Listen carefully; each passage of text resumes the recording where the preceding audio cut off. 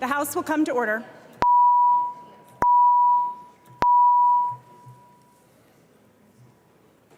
Messages from the Senate.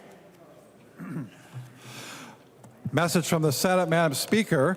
I hereby announce the passage by the Senate of the following House file, herewith returned as amended by the Senate, in which amendments to concurrence of the House is respectfully requested. House File Number 3296, an act relating to motor vehicles. The message is signed Cal R. Ludeman, Secretary of the Senate. Youakim moves that the House concur in the Senate amendments to House File Number 3296 and that the bill be repassed as amended by the Senate. I recognize the author from Hennepin, Representative Youakim. Thank you, Madam Speaker. That is my motion. The Senate bill came over with just a few technical corrections that were amended on the Senate floor. One is to change an unnecessary reference to a title stamp, and the other clarifies the effective date.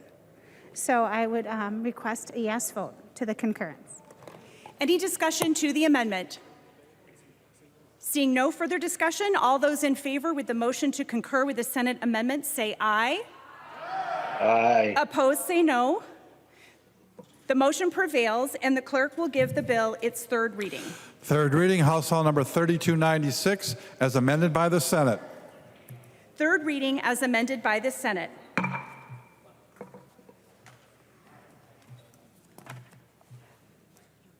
Discussion? I recognize the member from Hennepin, Representative Youakim. Thank you, Madam Speaker. This is a good bill. We've talked about it a lot.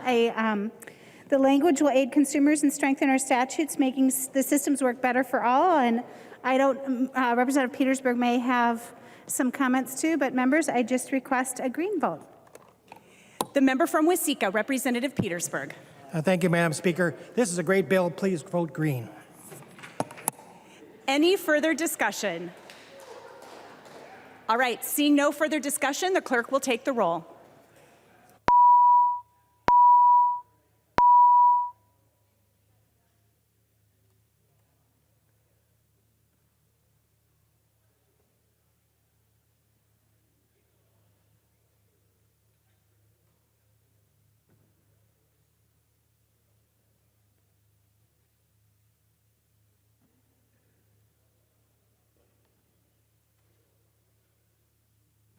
Members, please vote.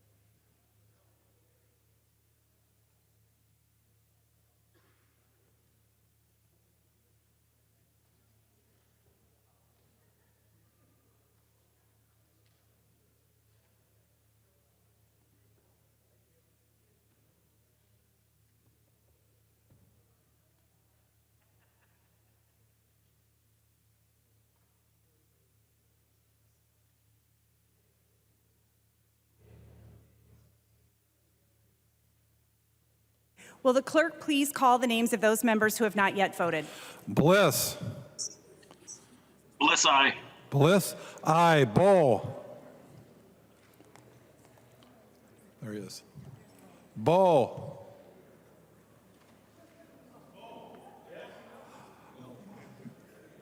Bowe, aye. Davids. Davids. Elkins. Elkins. Freiberg. Freiberg votes yes. Freiberg, aye. Gomez. Gomez, aye. Gomez, aye. Greenman. Greenman, aye. Hamilton.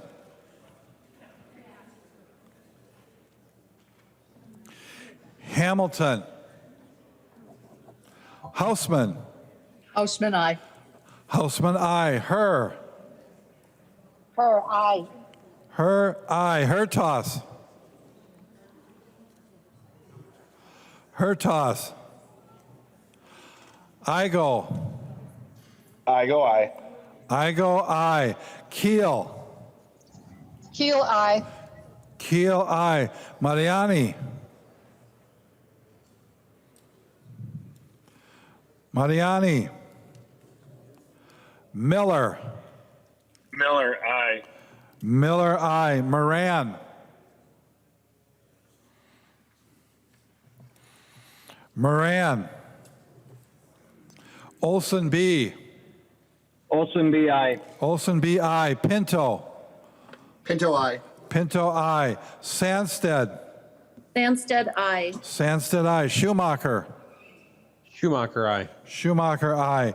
Thompson.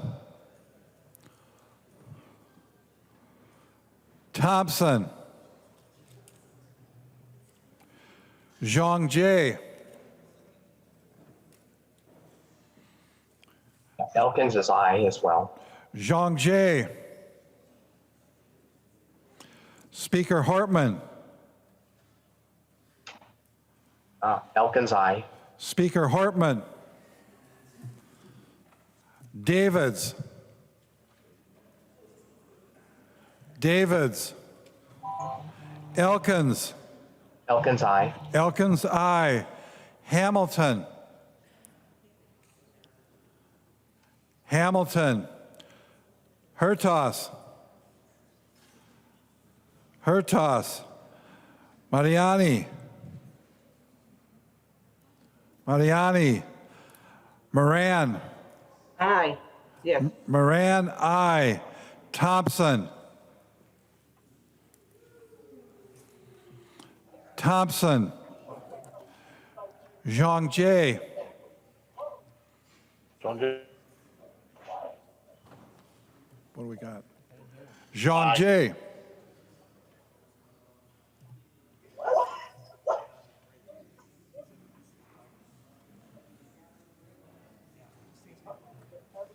Zhang Jie.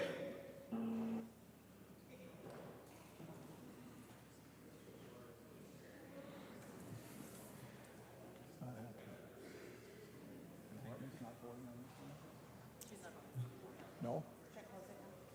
Yep. The clerk will close Aye. the roll.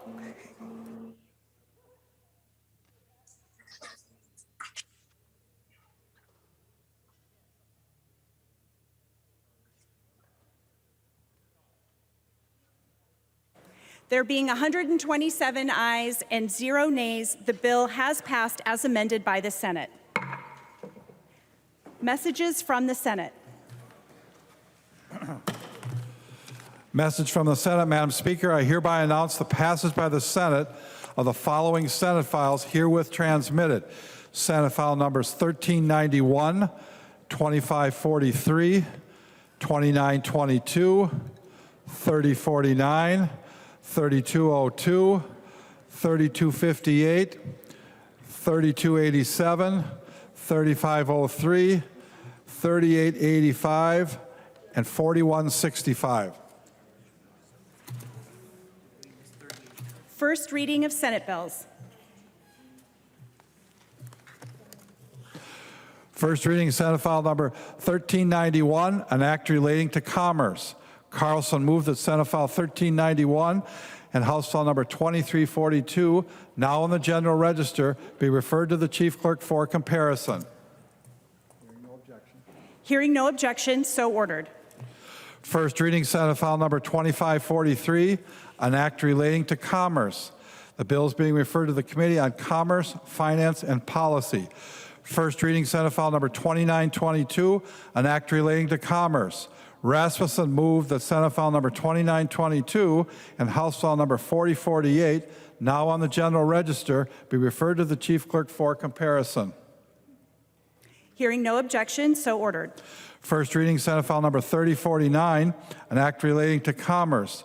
Lissegard moves that Senate file number 3049 and House file number 3108, now on the general register, be referred to the chief clerk for comparison. Hearing no objection, so ordered. First reading, Senate file number 3202, an act relating to health occupations. Bennett moved that Senate file number 3202 and House file number 3099, now on the general register, be referred to the chief clerk for comparison. Hearing no objection, so ordered. First reading, Senate File Number 3258, an act relating to health. Morrison moved that Senate File Number 3258 and House File Number 3631, now on the General Register, be referred to the Chief Clerk for comparison. Hearing no objection, so ordered. First reading, Senate File Number 3287, an act relating to commerce. The bill is being referred to the Committee on Ways and Means. First reading, Senate File Number 3503, an act relating to commerce. O'Driscoll moved that Senate File Number 3503 and House File Number 3784, now on the General Register, be referred to the Chief Clerk for comparison. Hearing no objection, so ordered. First reading, Senate File Number 3850, an act relating to civil law. Sundin moved that Senate File Number 3850 and House File Number 4181, now on the General Register, be referred to the Chief Clerk for comparison. Hearing no objection, so ordered. First reading, Senate File Number 3885, an act relating to commerce. The bill is being referred to the Committee on Commerce, Finance, and Policy. First reading, Senate File Number 4165, an act relating to human services. The bill is being referred to the Committee on Ways and Means. Announcements by the Speaker. Announcement by the Speaker, a message from the Senate has been received requesting concurrence by the House to amendments adopted by the Senate to the following House files: House File Number 3682 and House File Number 3768.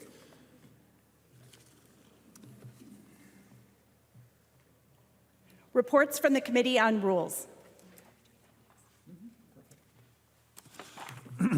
Winkler from the Committee on Rules and Legislative Administration, pursuant to Rules 1.21 and 3.33, designates the following bills to be placed on the calendar for the day for Thursday, May 12, 2022, and establishes a pre-filing requirement for amendments offered to the following bills: Senate File Number 4476, House File Number 4670, and 778.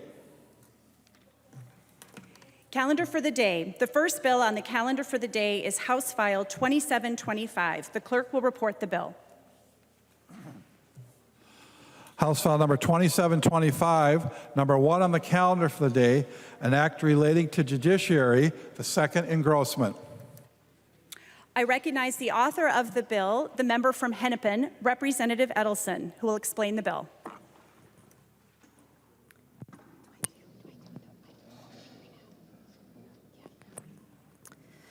Madam Speaker and members, House File 2725 is the result of comprehensive work done by the Community Competency Restoration Task Force that was created by this legislature in 2019. This task force included 25 members and appointees from organizations and government entities that included NAMI, the county attorneys, DHS, the Sheriff's Association, State Court Administration, the Board of Public Defense, Association of Counties, and many others. I want to specifically thank Sue Abder-Holden and Elliot Boutte from NAMI, Ryan Flynn, Nancy Haas, and Bob Small from the County Attorneys Association, and Bill Ward from the Board of Public Defense for their collaboration in this process. Their work has been instrumental in building this bill before you today. Members, this bill seeks to address what are known as gap cases within the criminal justice system. This is when a person commits a crime but is not competent to stand trial. However, they also may not meet the civil commitment standards and subsequently are often released into the community with little treatment or supervision after committing a crime. Judges, prosecutors, defense attorneys, law enforcement, therapists, families, all faced with little authority to ensure that this population gets the stable help they need. This bill before you today is a critical step in building an infrastructure that will bridge a substantial gap we have in treatment and public safety within our legal and mental health systems. Experts in the area, as well as my bipartisan co-author, Representative Albright, and I have worked tirelessly on this legislation before you today, some for years and others for at least the last 6 months. This bill does a great deal of critical improvements to our justice system, as well as our mental health system. Most importantly, it separates the commitment process from the competency process. The bill before you today creates a process and statute when a person is found incompetent to proceed with their trial because mental illness or cognitive impairment. Right now, these provisions only exist in the rules of criminal procedure, and they are outdated and insufficient. It establishes standards to assess a person's competency to stand trial and a process for restoring a person's to competency. It creates a board of competency restoration that would operate independently from the courts, a board modeled after the guardian ad litem program. It designates the Competency Restoration Board to hire 1 director, 2 managers, and 127 FTE staff to train for the position of a forensic navigator and competency educators. It authorizes navigators to have a presence in all 10 judicial districts throughout our state. It ensures that our courts have the authority to assign navigators to cases, to develop a bridge plan, and ensure that judges' orders are being followed. It creates an infrastructure for navigators to connect the defendant to treatment, service, housing, and medication. It ensures a plan for navigators to be responsible throughout this legislation, except in some circumstances, for delivering competency restoration services, meeting the education piece that will provide defendants an understanding of how the trial and court process works. It allows the bridge plan to be ordered by the court and, at the end of a criminal case, help a defendant transition back into the community in a way that encourages lasting stability.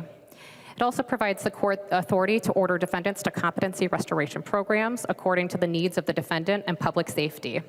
It creates a very important process to address people who are likely never to become competent to stand trial due to the nature of their cognitive impairment.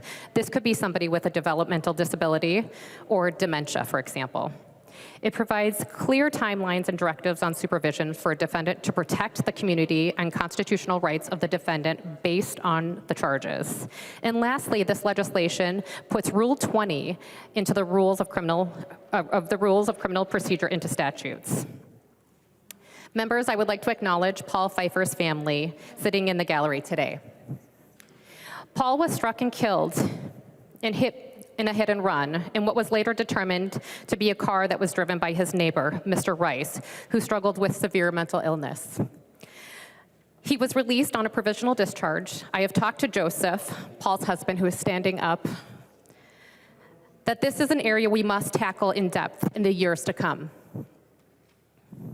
He was a Catholic, and he ministered in the church with his music. Paul believed in the intrinsic value that all human life matters.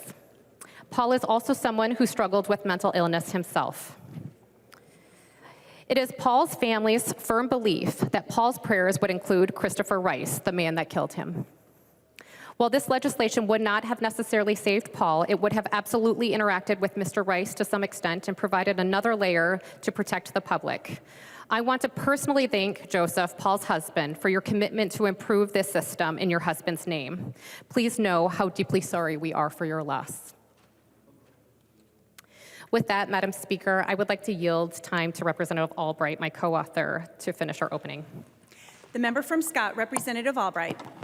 Thank you, Madam Speaker. Members, I too would like to extend my gratitude to Joseph and your family and friends for being here today to witness the passage of what I'm sure is a very important piece of legislation in the lives of a number of families across the state. So thank you for being with us today. Members, the bill that you see before you is a thoughtful, comprehensive piece of legislation. Some might consider it complex, but it has to be, because it's going to put in place a foundational element of law that's going to promote public safety, as well as address the systemic failures in this state's treatment system for those who are found incompetent to stand trial for the offenses they've committed. To be very candid, though, the bill you see in front of you today is not the be-all, end-all to the process that the stakeholders have undertaken over the last several years to bring this bill to this point. It is, however, a very integral first step in rectifying the problems faced by so many under Rule 20. And as we've heard before from the media and from news reports, the Rule 20 gap cases. In 2019, this legislature authorized the creation of the task force that revealed the gaps, if you will, in our obligation to provide not only for that public safety in our communities, protect the due process rights of every individual, but also to make sure that if you are in need of restoration to competency, you realize the appropriate course of treatment so that you can stand for the charges brought against you. This is not a simple bill, nor is it perfect, but it is necessary. Let me reiterate that by once again reminding us all who was at the table to make this bill a reality.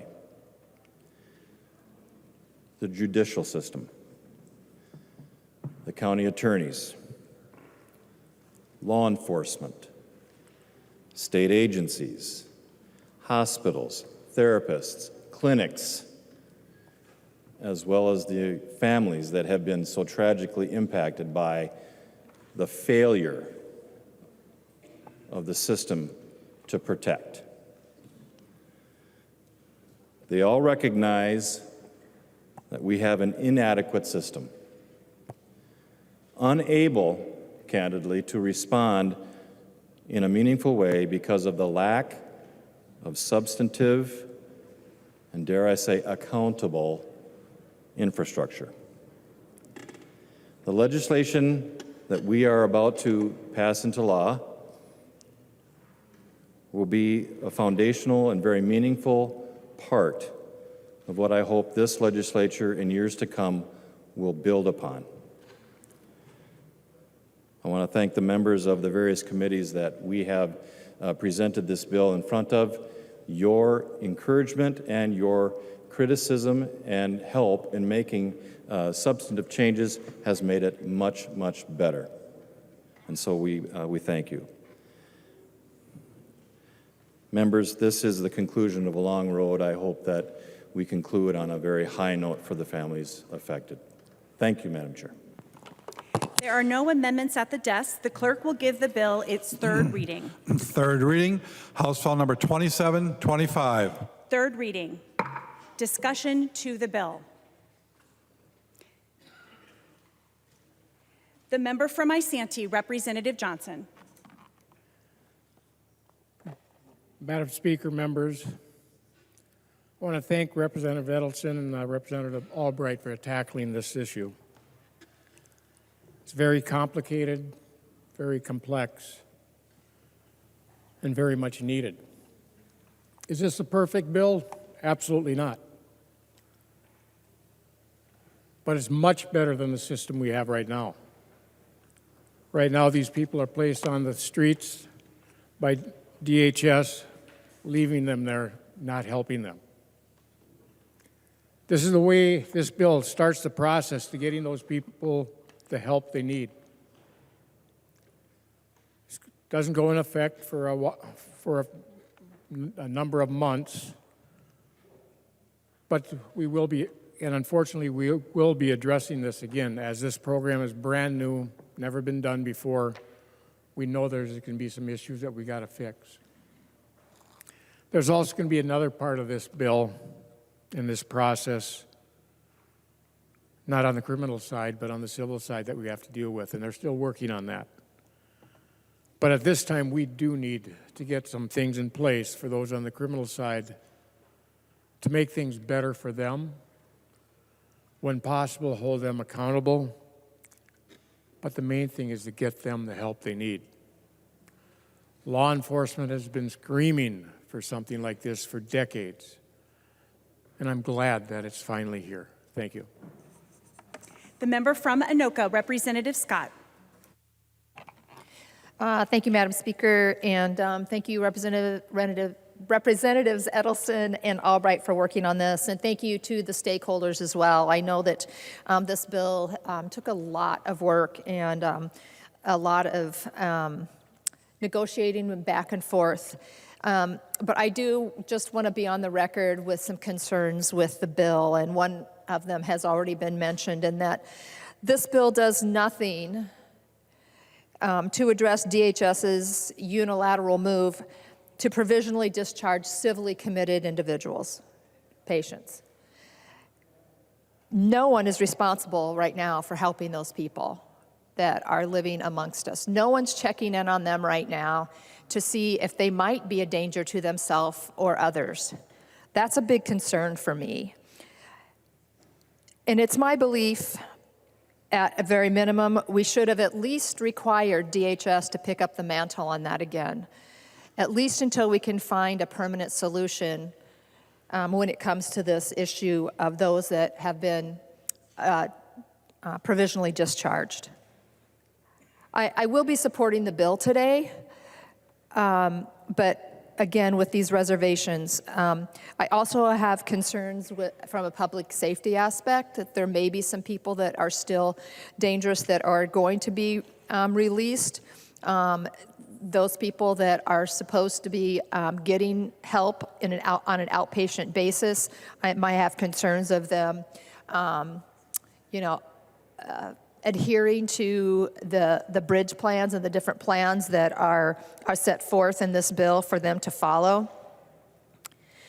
And I have a concern with our workforce shortage that there just aren't going to be enough mental health professionals to fill these forensic navigator positions.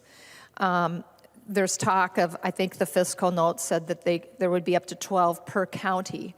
That's a lot of people. And we already have a shortage of people in the mental health space. So I have grave concerns about this. It seems like it's maybe an overly complicated solution to an issue, and I understand this is a complicated issue in and of itself. So I certainly hope that we will keep a close eye on this to see if it's working.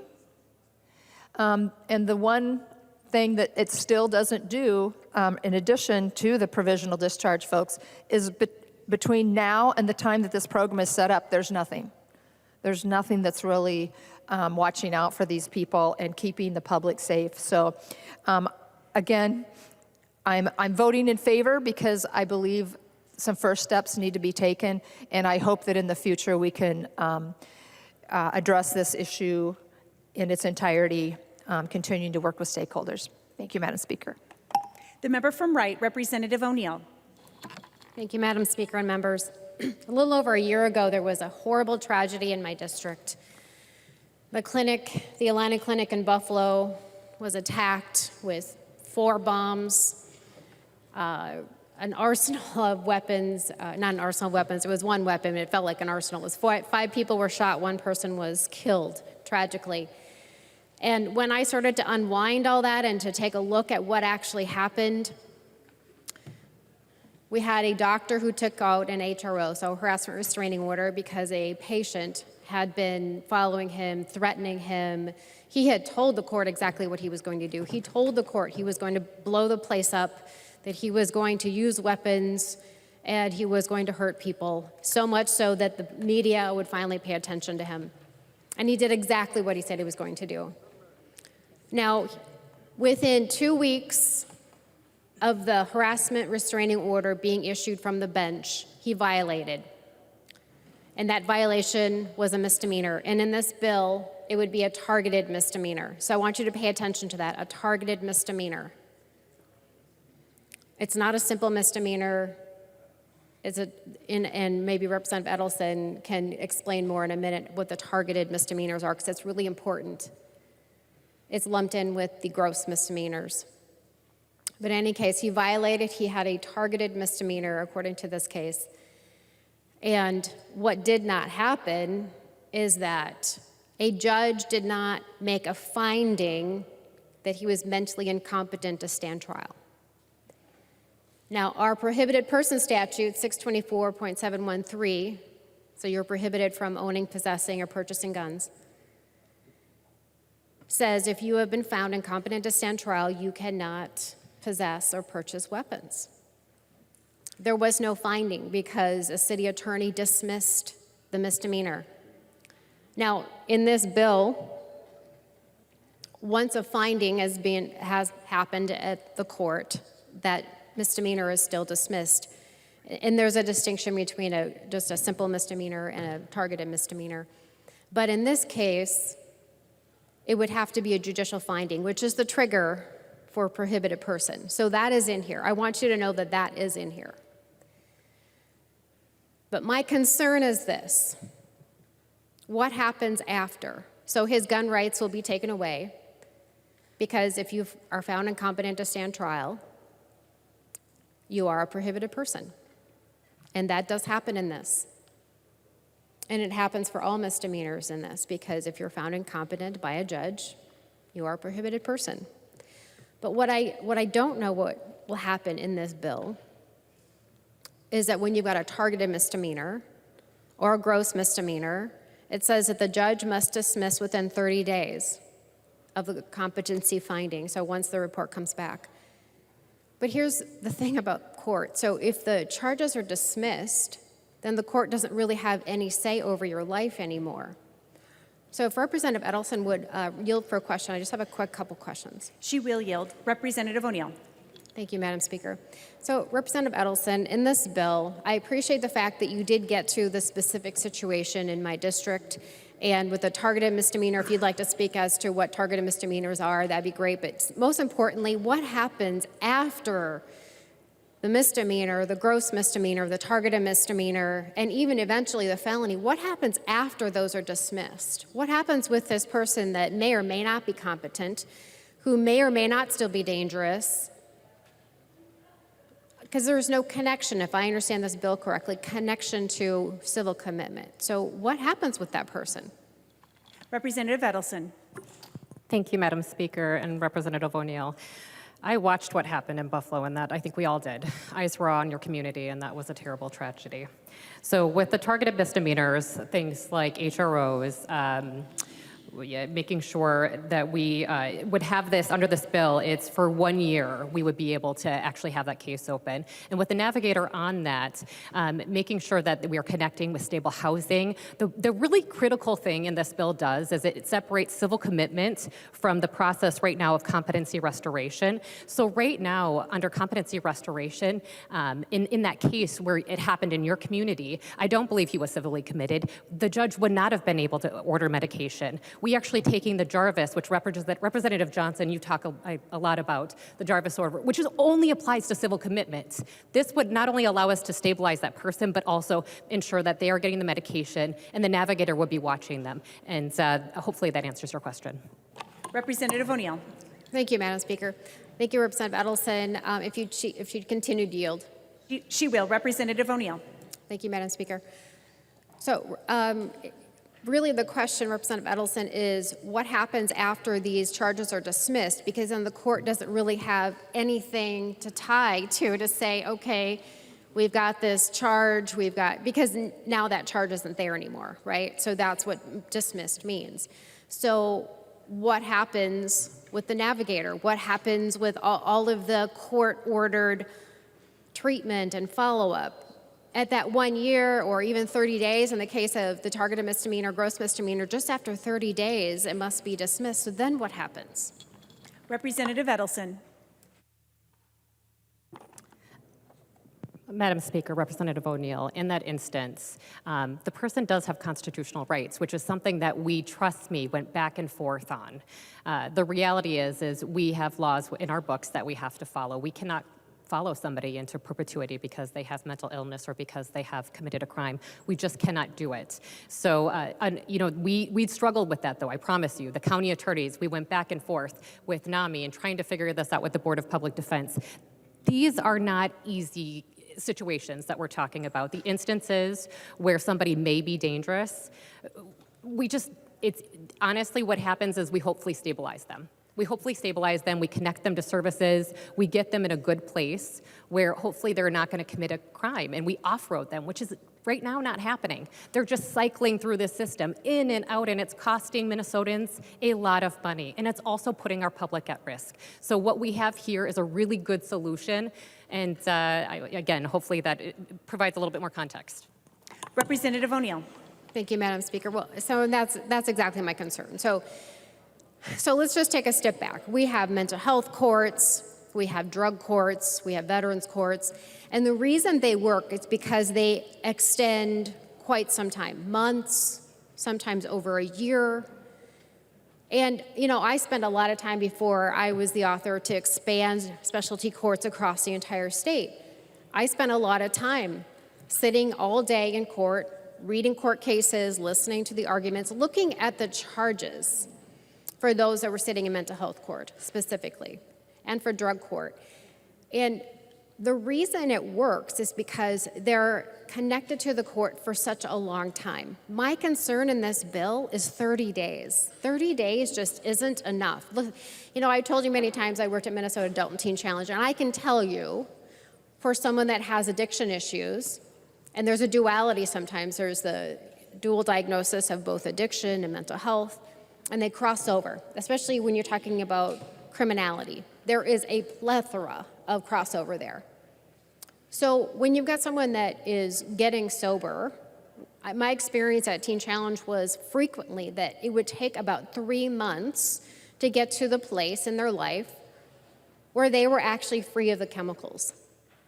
And at that 3-month mark, you'd see something very interesting at Teen Challenge. You would see people absolutely struggling, just struggling with their emotions, struggling in their daily thinking and acting, and they wanted to leave so badly. So my concern in this bill is it's only 1 month. It's only 30 days, and then the charges are dismissed. So that's my concern. It's 30 days and charges are dismissed either with a targeted misdemeanor or gross misdemeanor. And I suppose you could extend it a little bit. There are some provisions that if it has to be extended, but my concern is that we have mental health court, we have drug and alcohol treatment courts, and they work really well because there is this long extended relationship with courts, and there's accountability. My concern is that doesn't really exist here because once the charges are dismissed, as you had said, Representative Edelson, that the courts really don't have much say into that person's life anymore unless they commit a new crime. So unfortunately, I'm a no today because this bill just doesn't quite get to where we need to get to. There isn't this handoff to the civil commitment side, and maybe there can't be, I don't know, but I don't see this as the solution to a very, very big problem. Part of the biggest problem is what Representative Scott already talked about with the lack of care with DHS. We don't have community options like we need to. We shut down our state hospitals in the hope and prayer and promise that we would have community options, and we don't. We just don't have that infrastructure that's been developed. This doesn't do anything to address that as well. So this may take us a few steps in that direction, but quite honestly, most of this is already in not in the court procedures, Rule 20, there's many rules that are already in here. So I'm a no, I'm sorry, but this just doesn't take it very far enough. It's also not enacted till 2023. We have more time to maybe just take this just a little bit further. Thank you, Madam Speaker. I recognize the member from Ramsey, Representative Pinto. Thank you, Madam Speaker, and thank you to Representative Neal for that line of questions. I have to say I firmly disagree with her. I know she spent a lot of time in court. I spent a lot of time in court as a prosecutor, and I can say that this is desperately, desperately needed. We should be so grateful to Representatives Edelson and Albright for their work. This is how lawmaking should be, members. This is a set of really complicated areas. Public safety on the one side, mental health issues on the other in the court system there. And what we have is a giant gap between them. And I think it's important for folks to really understand the gap we're talking about. On the one hand, I would hope we would all agree that it is unconstitutional. And whether you agree with it or not, this is true. It is unconstitutional for somebody to go through criminal proceedings without understanding what's going on. You need to understand what's happening. And if somebody doesn't, then that's when there has to be this pause on the criminal proceedings. On the flip side, it is also unconstitutional for somebody we have this setup where somebody cannot be held in custody under civil commitment and be civilly committed unless they have shown themselves to have a mental illness that has caused them to be dangerous to themselves or others, and to have that connection. Can't just be dangerous in general. There has to be a connection in terms of their mental health. We, of course, have the thought that if somebody's dangerous in general and they commit some sort of crime, now we're on the criminal side. But what happens is when you take those two doctrines, put them next to one another, there is a really big gap between them. And it's something that prosecutors and many others encounter all the time. And I remember the first time that I encountered this, I said to my colleagues, wait a second, so we can't go forward with the criminal case, but the person can't be civilly committed. So what happens then? And the answer was sort of a shrug of the shoulders, because we don't have the legal tools, the policy tools to deal with that. The bill in front of us gives people the policy tools they need to do it. And you heard Representative Edelson's list at the beginning of who's participated in putting this together. A vast array of people from a vast array of perspectives. I understand some of the concerns about picking apart different details. Representative O'Neill was mentioning there being 30 days. The 30 days is for prosecutors in lower level cases, targeted misdemeanors, gross misdemeanors, to have the time to decide they want to prosecute. It's not 30 days only for anything can happen. We know those can be very serious cases, even though they're lower level penalties, certainly. But 30 days should be enough time for a prosecutor to decide they want to prosecute. And then the case is held so that we can go forward with that case as the person is restored to competency. But right now, it's a system that is extremely fragmented and is a real mess. And what we have is a group that's pulled a lot of pieces together so that we can fix that. Representative Albright pointed out, and others have as well, this does not address every single problem with this system, but what it does is it establishes an infrastructure and a foundation so that as we put this in place, we can then move forward to the rest. But right now, there is a yawning chasm between these different really complicated areas that is causing a big problem and is making Minnesotans less safe.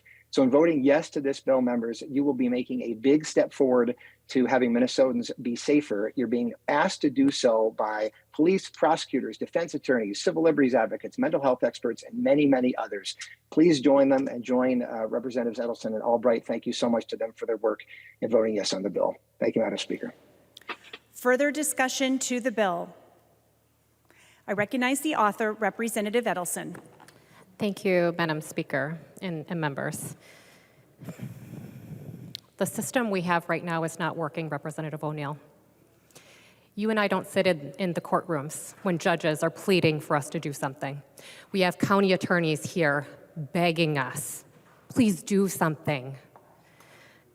They are watching people come in and out of a system that does not work for them. I wish we could enact it earlier too, but we're trying to be mindful of what is actually possible here. We have spent, judges, law enforcement, attorneys have spent 1.5 years working on this. We have gone through numerous committees. It is bipartisan. I thank you, Representative Albright. You will be missed in this chamber. Let me just make sure I say that.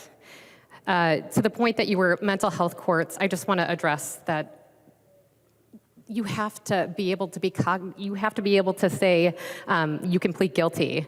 And when you're incompetent to stand trial, you can't do that. You can't do that, and I know that you know that, Representative O'Neill. This is a really important piece of legislation, and I realize that it's very wonky and it's really technical, but it's important, so I ask for your yes vote. Thank you. There being no further discussion, the clerk will take the roll on the bill.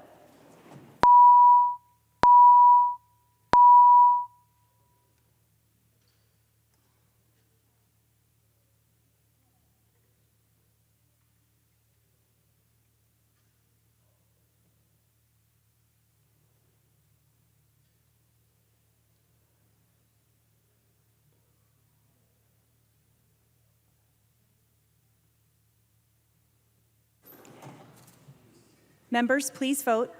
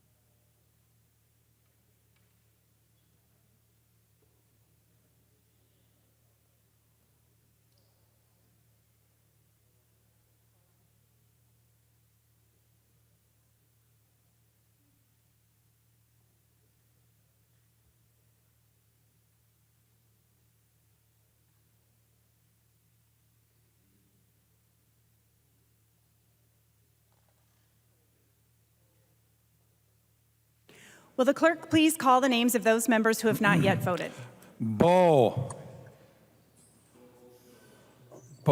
no. Davids.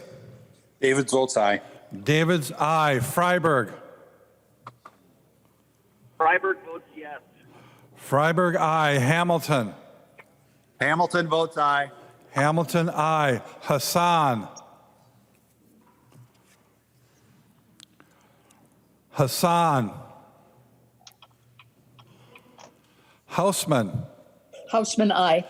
Hausman, aye. Her. Her, aye. Her, aye. Igo. I go aye. Igo, aye. Keel. Keel, aye. Keel, aye. Katiza Watun. Katiza Watun, aye. Katiza Watun, aye. Mariani. Mariani, aye. Mariani, aye. Miller. Miller, no. Miller, no. Moran. Aye. Moran, aye. Olson B. Wilson B, no. Olson B, no. Pinto.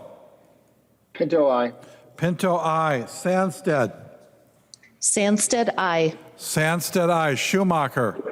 Schumacher, aye. Schumacher, aye. Thompson. Aye. Thompson, aye. Speaker Hortman. Speaker Hortman, aye. Speaker Hortman, aye. Hassan. She's excused now. Excused. The clerk will close the roll.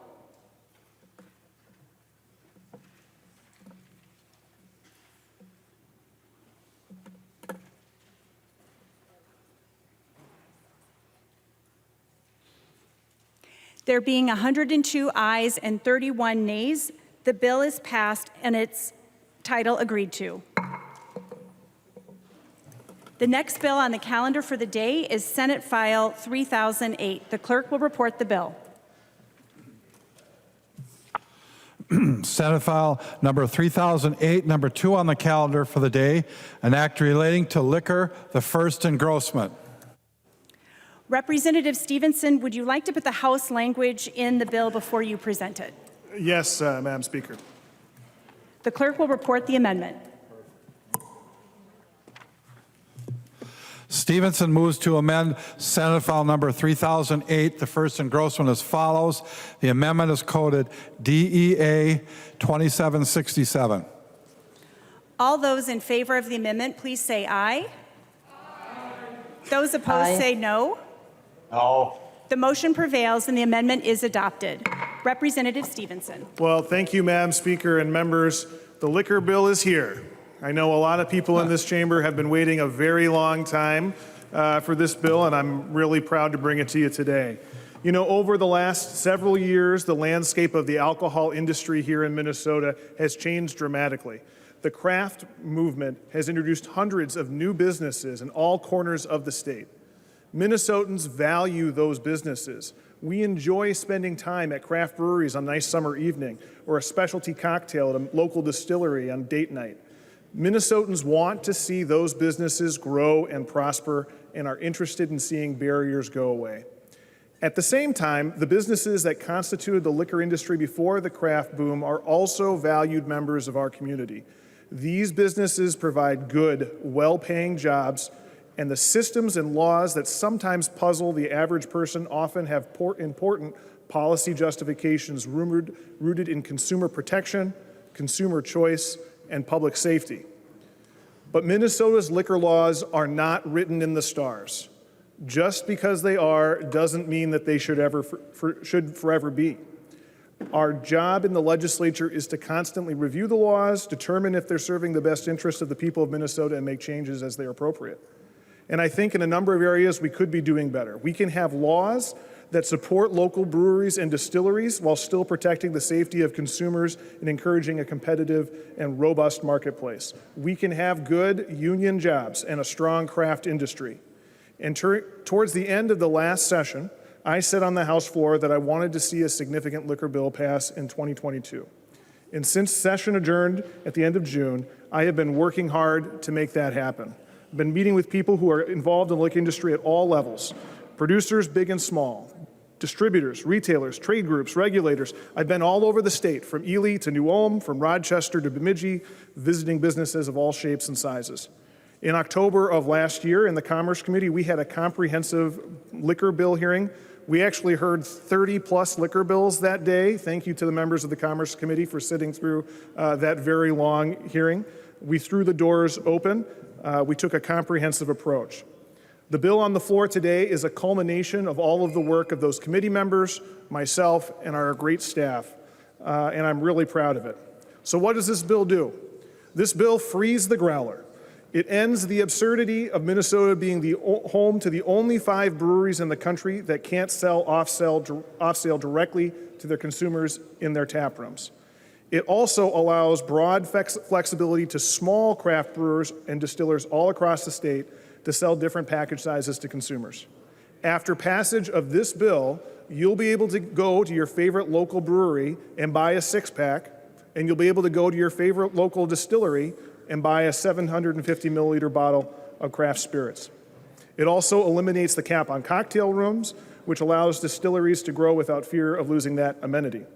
Importantly, it also addresses the uncertainty in our state right now surrounding the future of regulation of the liquor wholesaling industry by reforming the Coleman Act in a very important way and ensuring competition and a good, robust market in liquor distribution. That's a very important provision related to the Coleman Act. This is also a very bipartisan bill. In fact, almost half of the 20 provisions that in this bill were authored by Republicans, and several of the provisions authored by Democrats right now were authored by Republicans in previous years. So this is not a partisan bill.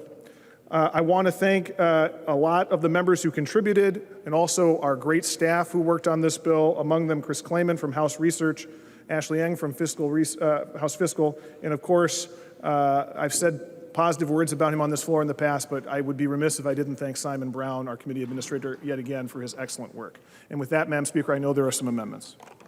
There's an amendment at the desk. The clerk will report the amendment. Stephenson moves to amend Senate File Number 3008, the first engrossment as amended. The amendment is coded A5. Representative Stephenson, to your amendment. Thank you, Madam Speaker. This is a simple amendment that deletes a provision offered by Representative Hornstein. I understand that the project is no longer wanting to move forward with this particular amendment, so we're taking it out of the bill. Discussion to the amendment. Seeing none, all those in favor say aye. Opposed, say no. No. The motion prevails and the amendment is adopted. There's an amendment at the desk. The clerk will report the amendment.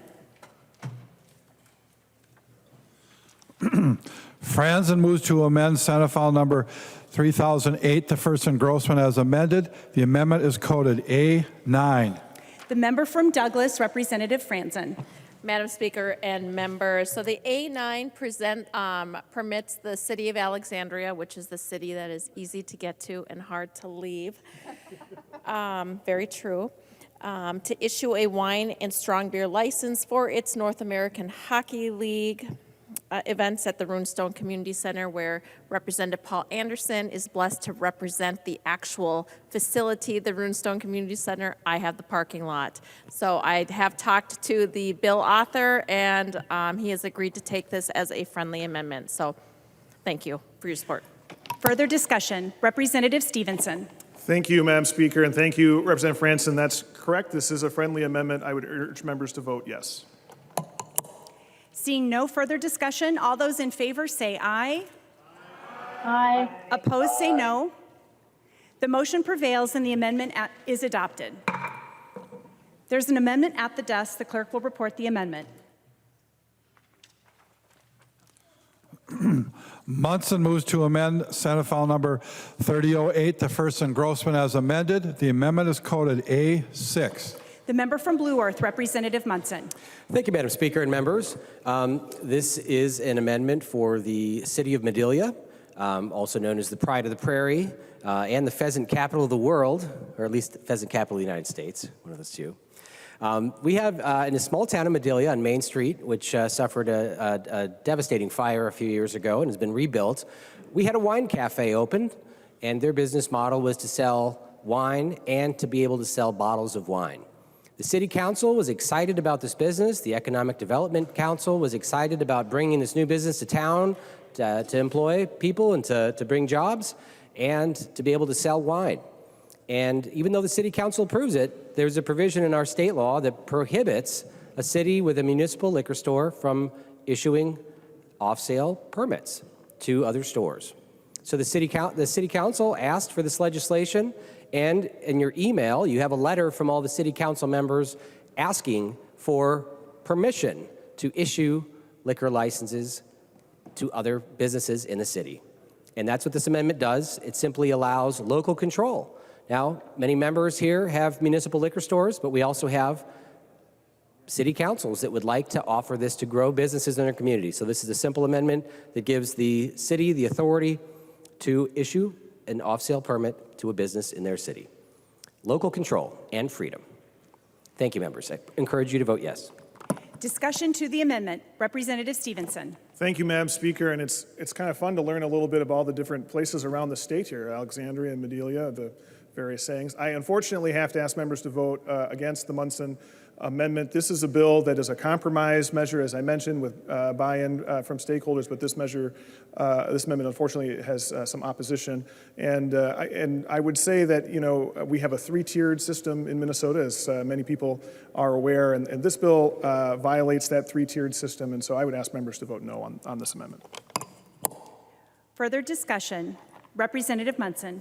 Thank you, Madam Speaker. And Representative Stephenson, there is opposition to this bill, but it's not from the stakeholders, it's not from the business owner, not from the city council, not from the Economic Development Council. It shouldn't be from the legislature. The opposition actually comes from a group called the Minnesota Municipal Beverage Association. This is a private lobbying group that's paid by the city to lobby on their behalf. Well, the city doesn't want this. They don't want this blockage. They want the freedom to issue liquor licenses. So here we have a lobbying group, which is actually one of the most dangerous lobbyists out there, a lobbyist that lobbies for government. Okay, we have an issue in the state of Minnesota. In 2019, we had over $10 million of taxpayer money being paid to private lobbying organizations to lobby government lobbying government for more government. Nobody else sees that as dangerous here. This is the only opposition to this bill, the lobbying group. They don't want to offer the groups that they represent freedom. So it's disappointing. I would encourage members to vote yes.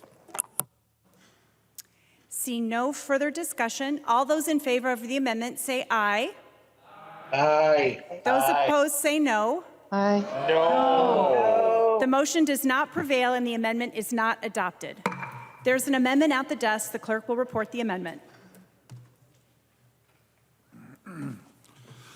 New Brindley moves to amend Senate File number 3008, the first engrossment as amended. The amendment is coded A11. The member from Chisago, Representative New Brindley. Thank you, Madam Speaker and members. This amendment would remove the Liquor Regulation Advisory Council from the bill. I think that there are a lot of provisions, as Representative Stephenson said, there are a lot of provisions that are bipartisan that members really like in this bill and that members really want to vote for. But there is a glaring problem with this bill that really does need to be remedied for this to move forward. So this Liquor Regulation Advisory Council, there are a number of problems with the council itself. And frankly, these questions probably could have been answered had this appropriately come before the State Government Committee. We are creating a new advisory council. This bill should have come before the State Government Committee where these questions could have been answered. It did not. That is the committee of jurisdiction where we deal with things like advisory councils.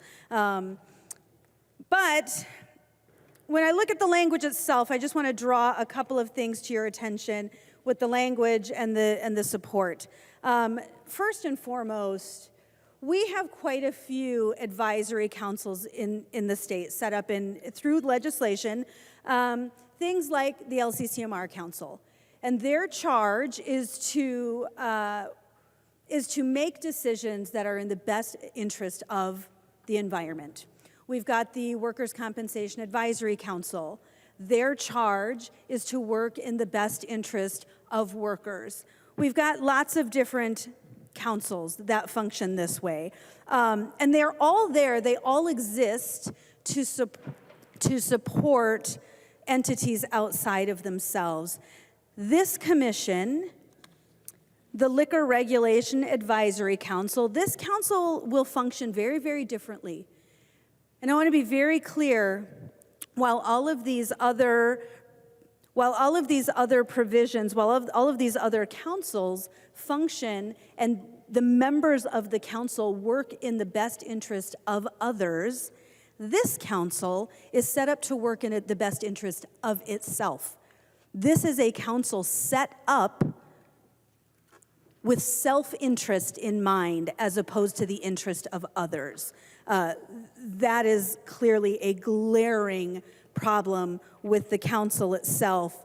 There are obvious problems, like there is an executive director position in the language, but there is no appropriation, and the fiscal note assumes no cost for an executive director, which, if you have served on the state government committee, you would know that that doesn't happen. Our state departments do not take on additional work and certainly additional staff without additional funding. So that is certainly a problem.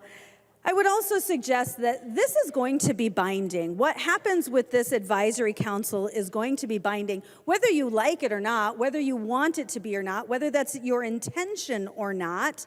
This is going to be binding. And again, it's going to be binding in the self-interest of the council members. It's going to be binding in the self-interest of the council members. And I get it. I get it. We are passing a liquor bill here on the House floor today, presumably. I assume the Democrats have the votes to pass this. We are passing a liquor bill off the House floor today, and I get it. That is very difficult to do. That's very hard to do. But we were elected to do hard things. We were elected to do hard things, and this commission is set up for mutually assured destruction, to make sure that nothing moves forward in the future. I want to call to your attention, members should have been emailed a few documents, and they are certainly available up front, but I want to draw your attention to a couple of things. One is a letter from the Minnesota Service Station and Convenience Store Association, and they say their position is that this commission, or this council, further politicizes liquor regulation in Minnesota and removes future liquor discussions from Minnesota's elected legislators where it belongs. And that is 100% accurate. By creating this council, we are now abdicating our authority, we are abdicating our responsibility to deal with these issues legislatively. And we are moving it to a council where it will further politicize liquor regulation in Minnesota. I also want to give you a little history on this provision that I think is really important that people know about as they vote today, both on this amendment and on the final passage of the bill. I will call your attention to another letter that was emailed out. It's up front if you don't have it. This one is from a couple of wine and spirits distributors in the state. And they say that this bill in its current form hinges on a 5-year so-called Peace in the Valley agreement that has been negotiated by certain liquor industry trade associations. We want to voice our opposition to the legislation and reject any notion that the association has signed off on such agreement. The Star Tribune editorial board said this. They point out that how the legal agreements that require active opposition to any future liquor changes seem designed to force unanimity, and that is just wrong. That's from the Star Tribune editorial board. That is just wrong. So finally, I would draw your attention to an agreement that was sent out. So each of you should have access to this agreement. And I'll tell you what, I've never seen anything like it. I've never seen anything like this. This is an agreement that has been created to bind parties on how they will behave in the future. First, it says that parties will not oppose the provisions in this bill. So they are bound to support the provisions in this bill, including this advisory council that is specifically laid out in this agreement. And most alarmingly, let's make sure that I've got my pages in order here. While it does say that each party may take an individual decision on their support, neutrality, or opposition to the Coleman Act, that's incredibly gracious in the language. That was very gracious. But I want to point out in this agreement, numbers 14 and 15 that everyone should be incredibly concerned about. And what this does is it applies to the current legislative session and any subsequent sessions through 27 and 28. So this is a 5-year agreement, which coincidentally lines up perfectly with the 5-year terms laid out on the council in the bill language. So it lines up perfectly, that 5 years. And it says the parties agree to actively and publicly oppose any proposal to amend Minnesota's statutes or regulations governing or otherwise related to alcoholic beverages. So they must actively and publicly oppose any new proposals regarding liquor in the state of Minnesota. The parties agree to actively lobby against and oppose any such proposals and testify in legislative hearings. We are literally binding parties to work in opposition of their self-interest. That's what this does. For the sake of clarity and not to limit the foregoing, this active and public opposition includes any legislation regarding the sale of alcohol in convenience and grocery stores. So while this bill does not affect the sale of alcohol in grocery stores and convenience stores, this bill will prohibit that discussion for the next 5 years, as is laid out in this agreement. It says during the term, that 5-year term that coincides with the 5-year terms of the council members in the bill, it says any party to this agreement can propose an amendment or rule to change to Minnesota liquor laws to other parties of the agreement.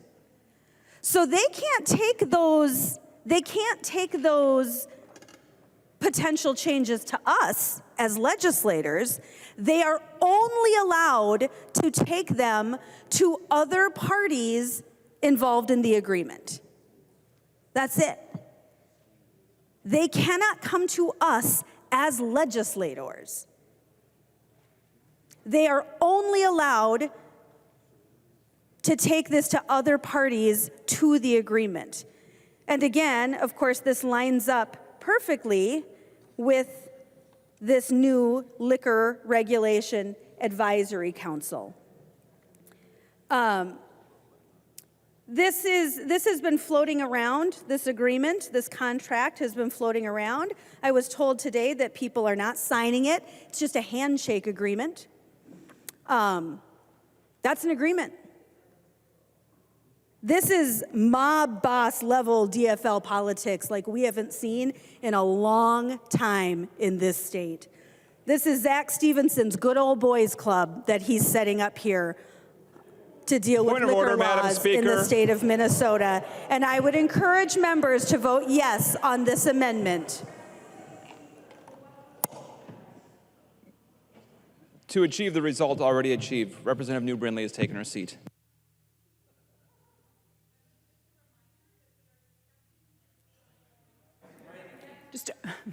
Just a reminder, members, that we are discussing the A11 amendment. Discussion. Representative Stephenson. Well, thank you, Madam Speaker. And to speak to the amendment, first of all, I will ask members to vote no on the amendment.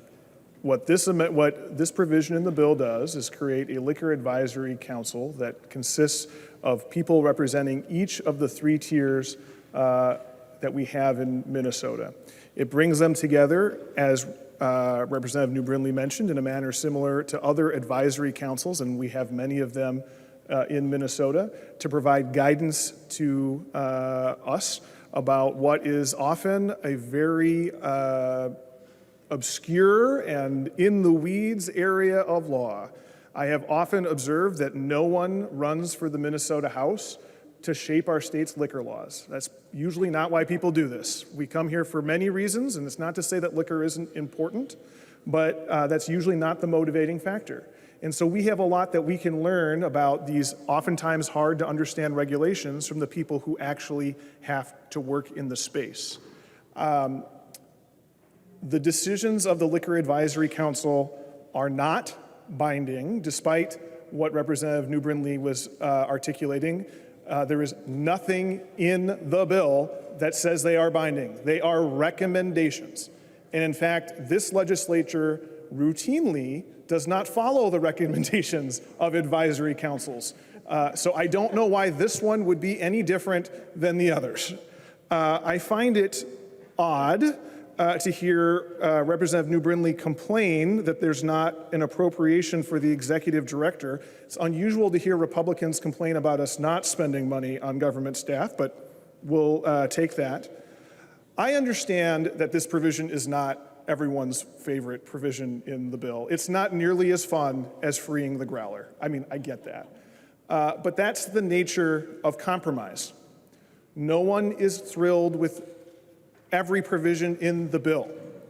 It all hangs together to get an agreement to do something that people have been trying to do around this place for a long, long time. If you don't like this provision, I understand that. I ask you to consider it in balance of the whole bill and the whole compromise and decide whether or not on balance you feel like it is a good deal for the people that you represent and whether they want you to do this, because it is part of a broader compromise.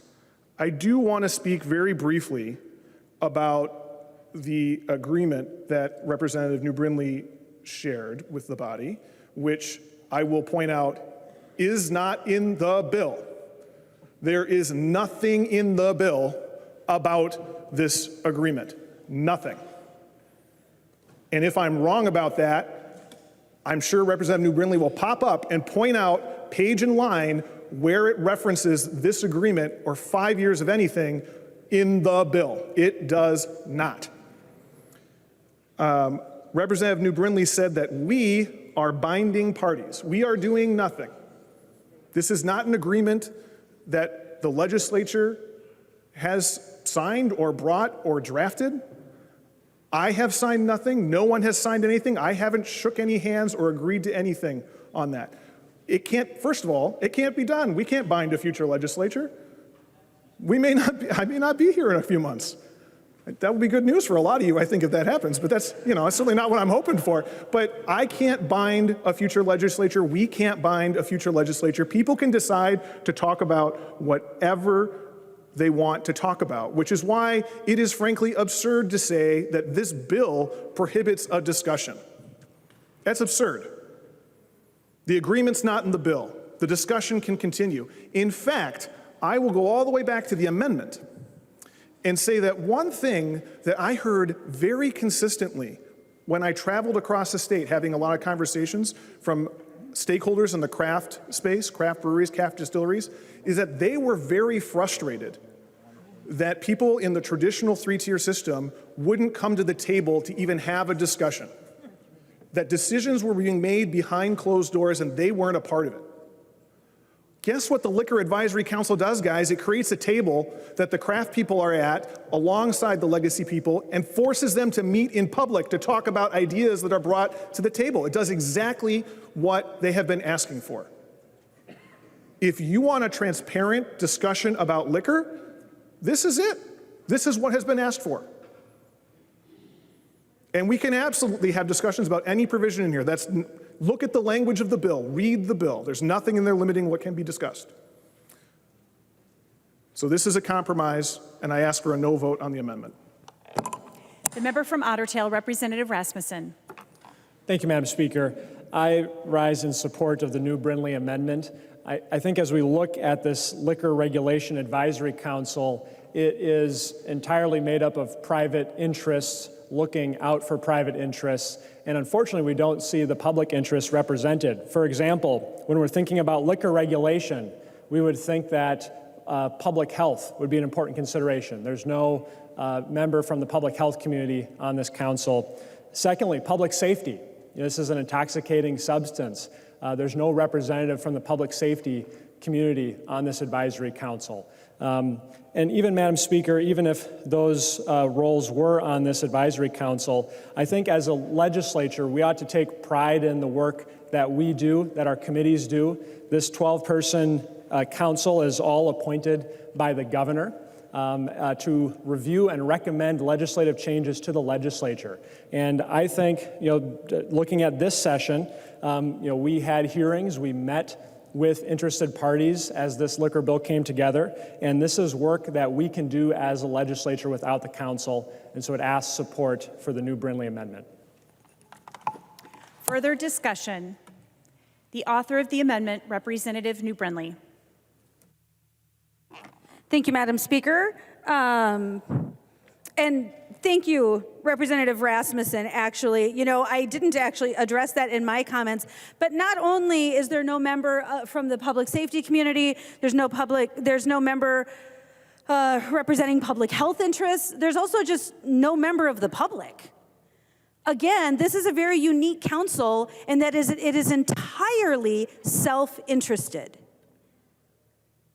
There is no member of this council to represent the interests of Minnesotans. It is exclusively made up of industry representatives who are worried about themselves, not us as Minnesotans. Again, that makes this a very unique council. And I love it. Representative Stephenson chose his words very carefully because it's true, the agreement is not in the bill.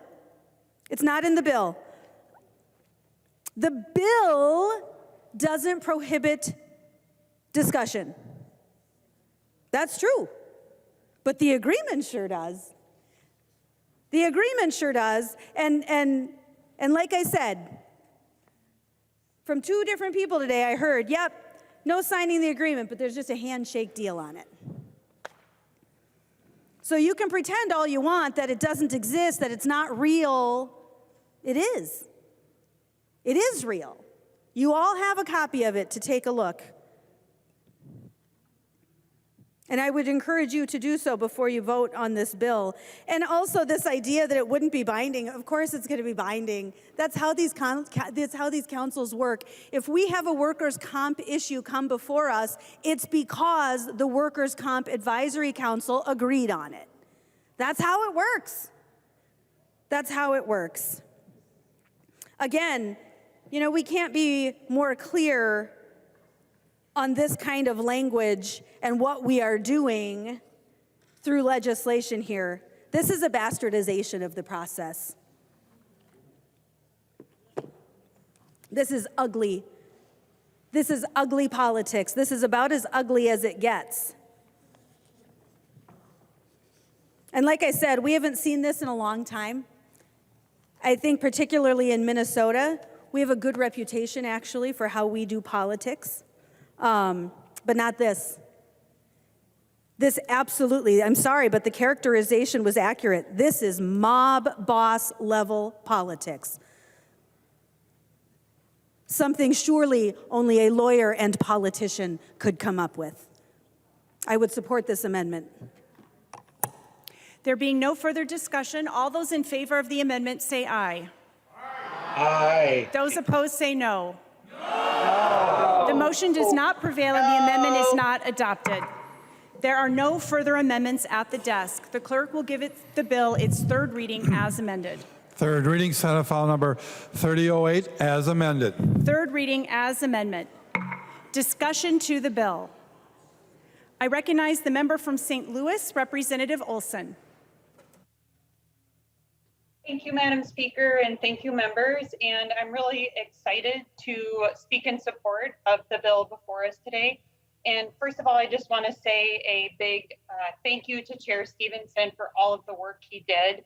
I know he was in my district a lot during the interim meeting with all of the stakeholders and just really worked so hard on a compromise and really lived up to the word when he had spoke on the House floor saying that we would have a liquor bill and he would work towards compromise. And so just a debt of gratitude to finally be here today. And I'm speaking in support of this because I have been a champion of a number of the provisions that are before us because of the district I represent. I never thought I would work on liquor when I came into the legislature either, but this is something that is a very important part of my district. We have seen a revitalization of our neighborhoods. We have seen tourism coming into West Duluth. We have just seen a big burst in growth of things because of the craft industry. And so for those of you that have been to Canal Park or you've been to Lincoln Park, you know a lot of these businesses. And so they have been strong advocates for changing our liquor laws so that they continue to grow and thrive and employ people right from the heart of the district in their businesses. So this is a big deal. And one of the brewers in my district said to me, well, you know, it's not everything we wanted. It's like a carrot cake without frosting. I'm not going to eat it, but it would be sure better if it had frosting. So that's very much the art of compromise and what this bill is about. It's not everything that was in the Drink Local package, but it certainly is a huge step forward to really modernize our laws that had really stymied the growth of so many small businesses in my district and just really stymied their voices. And with that, I really do want to just lift up those, you know, I've been in the legislature for 6 years, and there have been strong voices that have been working on this and pushing it to say that, you know, we can't walk away from finding something, and really came to the table time and time again, and even through frustration and even through challenges, really continue to bring their voices, continue to advocate, continue to be bold. And so I really believe that we're at a watershed moment with changing a lot of these laws because of those groups that continue to advocate and say that it was unacceptable not to find something. And so I just want to say appreciation both to Chair Stephenson, but more appreciation too for those voices of the breweries and distilleries, microbreweries and distilleries in my district who really continue to beat the drum on this issue year after year, even when it felt like such an uphill climb. So I am proudly a yes vote on this. I think this makes a huge impact across our state, and just thank you to everybody who worked on it. The member from Wright, Representative Lucero. Thank you, Madam Speaker. And I just have a quick question for the bill author. He will yield. Go ahead, Representative Lucero. Thank you, Madam Speaker, and thank you, Chair Stephenson. I appreciate the robust discussion on the council. Just a quick question. I'm looking at your DE amendment on line 13.13 in regards to the makeup of the council. It says the Speaker of the House and the Minority Leader of the House of Representatives shall each appoint a caucus member as a liaison to the council. My question is just a question of clarification. We have at least 2 members in the body here that are a caucus of 1. So when it says the minority leader shall appoint, how could you just provide clarification on which minority caucus that's referring to? Representative Stephenson. Thank you, Representative Lucero, for the question. I think that the minority leader is usually the leader of the largest minority in the body, so I believe it would refer, in this case, to Leader Dowd. Representative Lucero.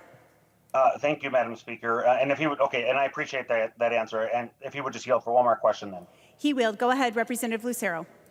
Thank you, Madam Speaker. And so in the present scenario, the current makeup of the present legislature, does that mean there are at least 2 members of this body that would be absolutely excluded then from being a member of this council? Representative Stephenson. Thank you, Madam Speaker. Representative Lucero, no, because it doesn't say that the Speaker and the Minority Leader can't appoint whoever they choose from the body. So if the Minority Leader or the Speaker wanted to choose one of the independent members, they certainly could do that. Representative Lucero. That's all I have. Thank you for the clarification. I recognize the member from Wabasha, Representative Drazkowski. Thank you, Madam Speaker. I concur with Representative New Brindley on her amendment. I read the bill. Interestingly enough, members, and this wasn't covered in the discussion prior to third reading, but as we look at the structure of this, really kind of the codification of the cartel in the executive branch in the bill, what we see here is that I'm just going to read it. The meetings of the council are subject to the state's open meeting law, Chapter 13D, except each group described in Subdivision 1 may meet in separate closed caucuses for the purpose of deliberation on matters before the council. So members, we have 3 caucuses in the cartel group that's codified in the bill that's going to abdicate our responsibility and make the executive branch 1 increment stronger than it is already relative to the legislative branch. I think we should all be concerned about that. We talked about that with the government shutdown and the abdication of responsibility that happened. We are doing the same thing in an increment here, whether it was acknowledged earlier by the advocates of this provision or not.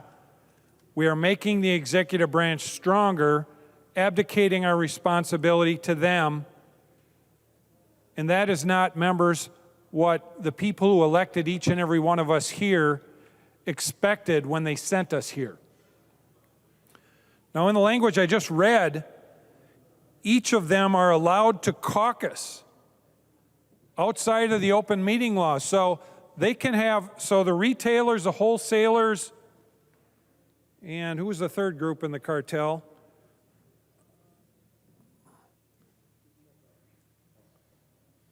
And the manufacturers and each of their groups in here get to caucus by themselves. So they'll be having this council meeting, and they'll go to caucus and have private discussions that the public can't hear in that. Does that sound like a legislature? Are these Democrat caucuses and Republicans? Are they the Democrats, the Republicans, and the independents, Representative Stephenson? Or who are these? I'm curious. This, members, is not a good design for the future of Minnesota. And this is headed potentially to be enacted into law. I find that very troubling. Madam Speaker, would the author of the bill yield? He will. Representative Drazkowski. Thank you, Madam Speaker. Representative Stephenson, Representative New Brindley read a memo or a letter or an agreement that I haven't seen, but she did a good job describing it. Do you agree that there should be no agreement for 5 years between the 3 members of the cartel? No changes? Representative Stephenson.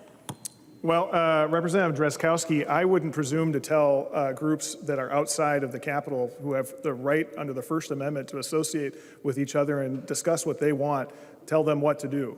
That's not what this bill does. That's not what I would ever feign to do. If they want to talk and have those discussions, that is their First Amendment right. Representative Drazkowski. Thank you, Madam Speaker. Thank you, Representative Stephenson. Well, I agree with the First Amendment right part. Members, I will go back. I haven't looked. I'd encourage members of the public to scrutinize the campaign finance reports of every member of the Commerce Committee, because I'll tell you this, in past years, these members of this cartel have been very active, legally for them to do, Madam Speaker, very legal for them to do, but very, very, very active funding the campaigns of members of the Commerce Committee. Point of order, Madam Speaker. State your point of order.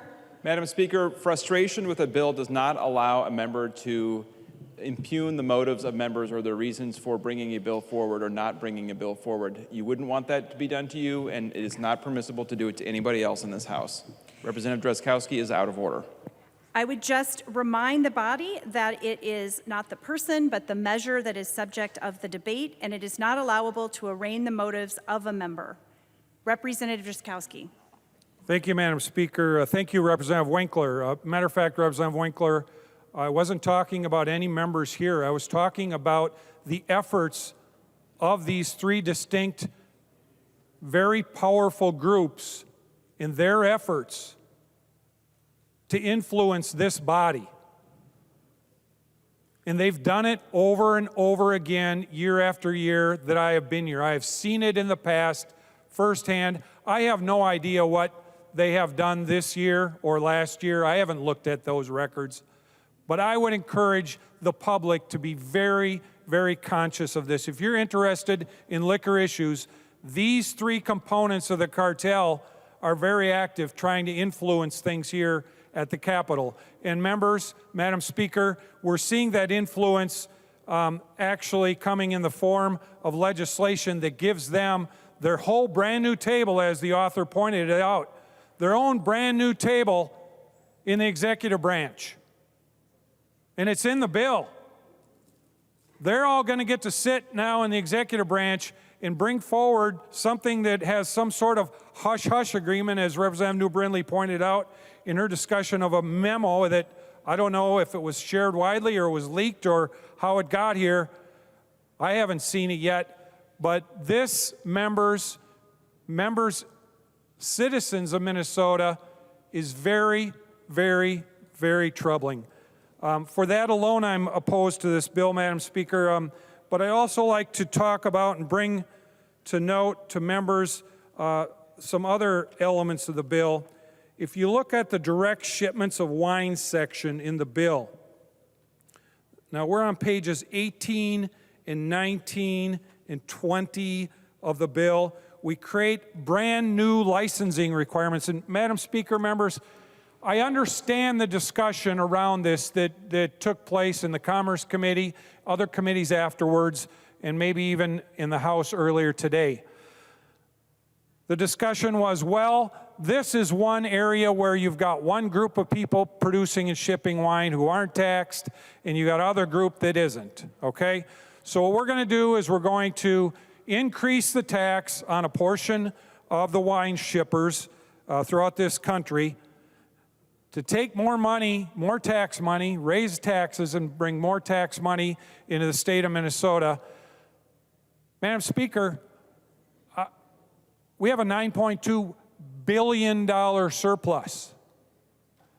And we are creating policy in this bill that is going to increase revenue, increase taxation of wine shippers, and collect even more money. Members, this is the wrong solution, the wrong direction. Madam Speaker, would the author yield again? He will. Representative Drazkowski. Thank you, Madam Speaker. Representative Stephenson, have you or anybody else around the discussions of this bill even considered maybe decreasing or getting rid of a tax on something? Maybe get a tax, get rid of the tax on wine shipments and wine wholesaling overall? Representative Stephenson. Well, thank you, Madam Speaker. Representative Drazkowski, you know, Representative Katiza-Watun is the author of that bill. This year, it's been carried, I believe, by other members in the past. This is one of those ideas that's been kicking around for a while, and I imagine that a variety of approaches have been considered over the time that this bill has pending, which is one of the things that's frustrating for people around liquor, is that things seem to be kicking around for year after year without anything getting done. I think that this bill is important. It recognizes the reality on the ground around the way people are ordering wine these days, and make sure that there's a fair and equal system around both sides of the issue there. Representative Drazkowski. Well, thank you, Madam Speaker. Well, Representative Stephenson, you validated what I was hearing. The motivation behind this direct wine shipment thing seems to be that people want different elements of the industry, however narrowly defined in this particular area, treated equally. Nobody can argue with that. But what is the propensity of the bill that we see coming forward, members, Madam Speaker, members of the public? We have a $9.2 billion surplus, and this bill aims to collect more tax money from people. We've got too much money being collected, members, and this bill's going to collect even more. It would have been easy enough to repeal the tax on the people who were being taxed too much relative to the other group. Repeal that tax, I'm sure we would have still had many, many billions of dollars left, members, Madam Speaker. I am troubled that this is the approach that is taken in this bill. But I go on in the licensing requirements.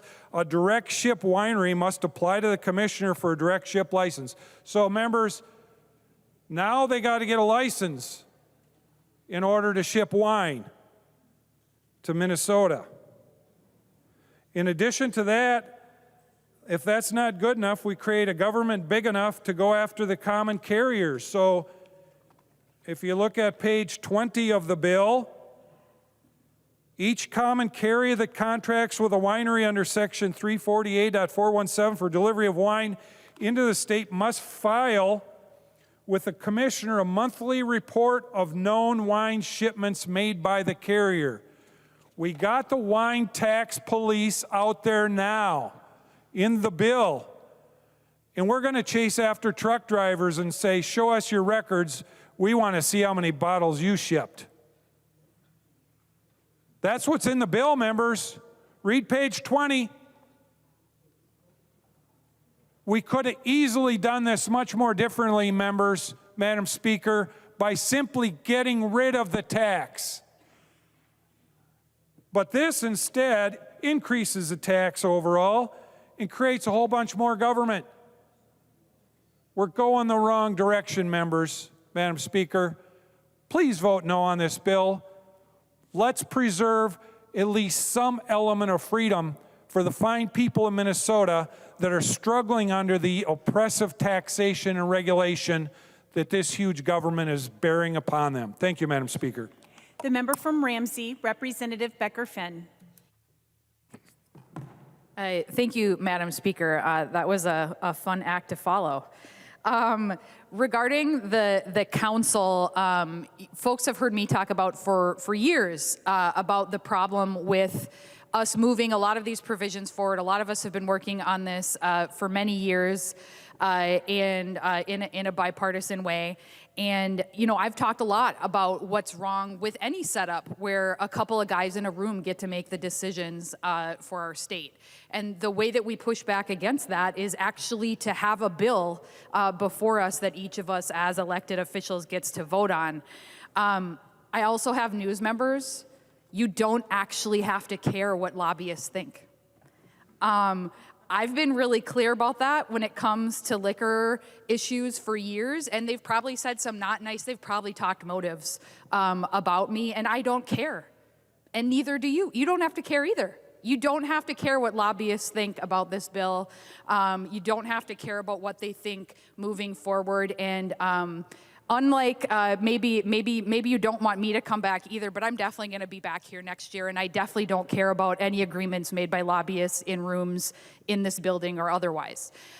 So if there are things that we need to change moving forward, we will still work on those. And I think as others have said, that, you know, this isn't a perfect bill. You know, a provision I've been working on since day one when I got here for a business in my community that's a unique business that's both a brewery and a distillery in the same space. You know, the liquor regulations have hurt them as a small business, and I wish that was included, and it's not. But that's okay. We'll keep working on it. And I know that that's what I'm going to do as an elected official. Other provisions, I do have to give a shout out for my small, but another provision that is going to help some small businesses, as many who maybe want to benefit from it, but it's 5 o'clock somewhere provision so that you can enjoy being at your local bar during the World Cup, no matter when the local time in Central Standard Time is occurring, despite future games in the next couple of years in the World Cup will be in Qatar and in New Zealand and Australia. So whatever time of day it is on the other side of the planet, we'll still be able to enjoy a beer together while we watch some soccer. And I also didn't think that I would ever be excited about a representative doubt provision, but you're going to be able to buy your lemons and limes at the liquor store, so your Moscow Mules and your gin and tonics are going to be better. You're going to only have to make one stop now. So, I think there's a lot of good things in here, and the other thing I really want to make sure that we recognize is, we've given ourselves credit for getting this bill done, and I do give a shout out for sure to Chair Stephenson for putting in the work and getting us this bill that we're actually talking about in public on the House floor today. But I mostly want to give a shout out to our small businesses and the people who love those small businesses, because the Free the Growler movement, our Minnesota craft brewers, our distillers, all those folks who've been sending us emails and postcards and stopping us when we're at those places, that's the reason this is before us. If we didn't have actual people lobbying to get some changes done, we wouldn't have this bill before us. And I do really want to give a shout out to those people. As much as I know I had the experience where I'd be out door knocking, and I'd always ask people, what's the thing that you care about? And they would say, oh, I want to be able to buy a growler when I go to Castle Danger. And as much as maybe their spouse was rolling their eyes when they told me that was a thing that they were worried about, the reality is it does impact people. They do notice, and I think it also gets to whether folks can trust that their government is working on things that they care about. And so, again, it's not a perfect bill, but it's a good bill, and it's a definite step forward that's going to help a lot of small businesses in our state. And I will proudly push that green button, and I encourage other folks to do the same. Thank you, Madam Speaker. The member from Hennepin, Representative Jordan. Thank you, Madam Speaker, and thank you, Representative Stephenson, and every member who contributed to this bill. This bill is a very big deal for the people of 60A. We are home to 13 craft breweries. We're home to 4 distilleries. We're home to distributors and bars and mom and pop liquor stores. So this is a bill that matters to my district. These businesses aren't just places where you can buy a beer or get a glass of wine, but these businesses are really the heart of our community. One of the last events I went to before COVID was a fundraiser for the Edelson High School, which is the high school in my district's band and art program. And the hottest ticket raffle items were gift certificates and growlers to breweries. And it's great that now every brewery in my district, you will actually be able to buy a growler from. So that's very exciting for so many of my constituents. And these businesses aren't, again, just businesses, but these are also jobs. This is beer and art and a creative economy is the economic engine of my district. So when we're supporting our breweries, we're also supporting our schools, we're supporting their spouses, we're supporting their families, and we're also supporting union members. I'm extremely proud of both Fair State Brewing and Brother Justice Distillery in my district, who are both union craft experiences. So please come tour. Art World is coming up. That's a great time to visit Northeast Minneapolis and sample all of our beer and see a lot of the creative art that's coming. Last week, we also hosted the Craft Brewers Conference, and I want to congratulate Dangerous Man for their bronze award in the Beer World Cup for their double cream coffee dream. And these breweries and these businesses that we're really going to be helping by allowing them to sell to consumers and sell these growlers have touched our district in ways beyond economics. During COVID, they made hand sanitizer. They pivoted their breweries and made hand sanitizer that we all use to kill germs and keep ourselves safe. And they supplied that hand sanitizer free of cost to hospitals and nursing homes and care centers around the state. They offered vaccine incentives. So when I got a vaccine, I got a little chip for a free beer. The last time I donated blood at Sociable Cider Works, which is a cider distillery in my district. So these are really community gathering places. They're places that are the heart of the community, and they matter. So thank you for taking this action. Thank you for allowing these small businesses to grow, and thank you for funding these dreams. The member from Carver, Representative Nash. Thank you, Madam Speaker. And members, this is not a perfect bill. I voted yes on the new Brindley amendment because I'm not crazy about the manufacturer and distributor member council. And Chair Stephenson, I've told you that. I think it would be great if we could pull that out. But I want to thank the members of the companies that make alcohol here in the state for lobbying for themselves and getting this piece of legislation to where it is. I have 3 wineries, 3 breweries, and a distillery in my district, and all of them call me a lot. And I think that they have taken an active position in this. They have been very vocal about this. It is for them that I am voting for this bill, and I am voting yes. I am voting for those people who wake up at crazy hours. They go in and they make a beverage that we all enjoy, and they're asking their state to give them some help. So I have authored many of these provisions over time, and I am for them. I am very glad that this is going to be done. So I will be voting green, and thank you. The member from Hennepin, Representative Bonner. Thank you, Madam Speaker. I wanted to start with a bit of gratitude and thank Chair Stephenson for his work on this bill. And I know it is a little bit like moving heaven and earth to come to a consensus on a liquor bill. And for that reason, I am so grateful that we were able to come to this agreement. And I'm also really grateful for all of the small businesses that reached out to me personally and spoke to me about their needs during the pandemic and how this impacted those businesses. This bill has some incredibly good things in it. We've seen incredible innovation by our distilleries and our breweries in the types of beverages they've been able to come up with. This defines some of those to better suit the statute to the innovation that we have in that space. We have the equal treatment for all of those wineries who would love to get their product into Minnesota homes. So thank you to Representative Katiza Wattoon for carrying that piece. We've also seen some really great pieces in upgrades around distilleries, of course, freeing the growler cap. We know that that is an incredible draw for so many of these breweries. But the piece that I am most excited about is the piece that really tackles some of the issues that we heard from brewers and small local breweries during the pandemic, who were really struggling. At one time, they were struggling to find growlers. They were struggling to meet the requirements for certain container sizes, and looking at facing, in the middle of a pandemic, spending tens of thousands of dollars to try and meet those requirements. This bill allows them to have more flexibility in those container sizes and to deliver what their customers are asking for.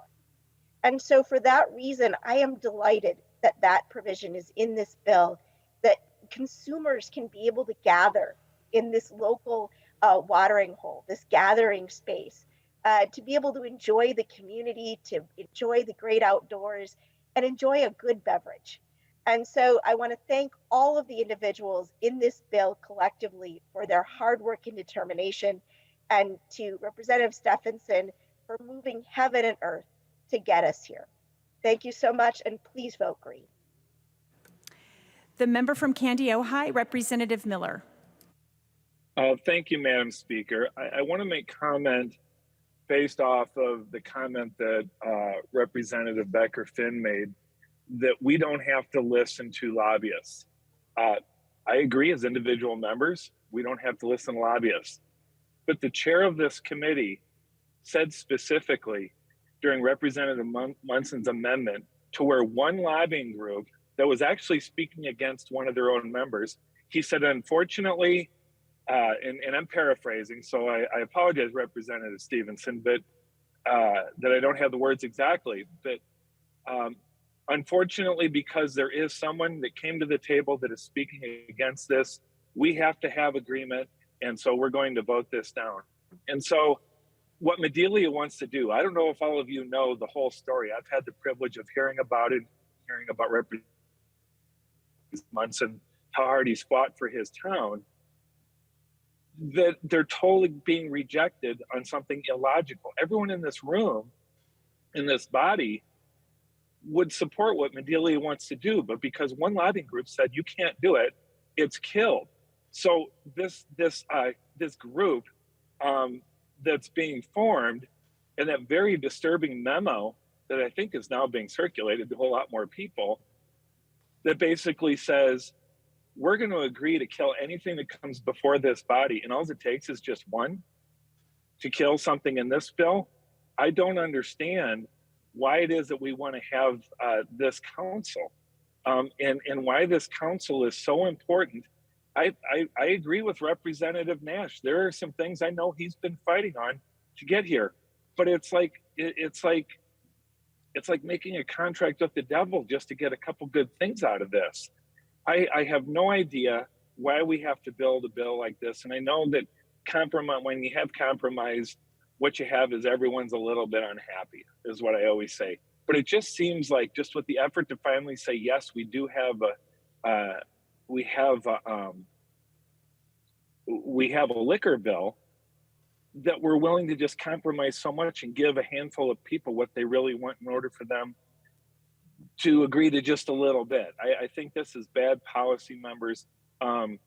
I totally disagree that we're, in the future, we won't listen to these lobbyists at all, and we'll pass good legislation, because we've seen it time and again that one or two lobbyists can kill a bill. We saw it with Representative Munson's amendment to help one of the towns to open one of these businesses that everyone's talking about, and it's killed because one lobbyist said don't do it.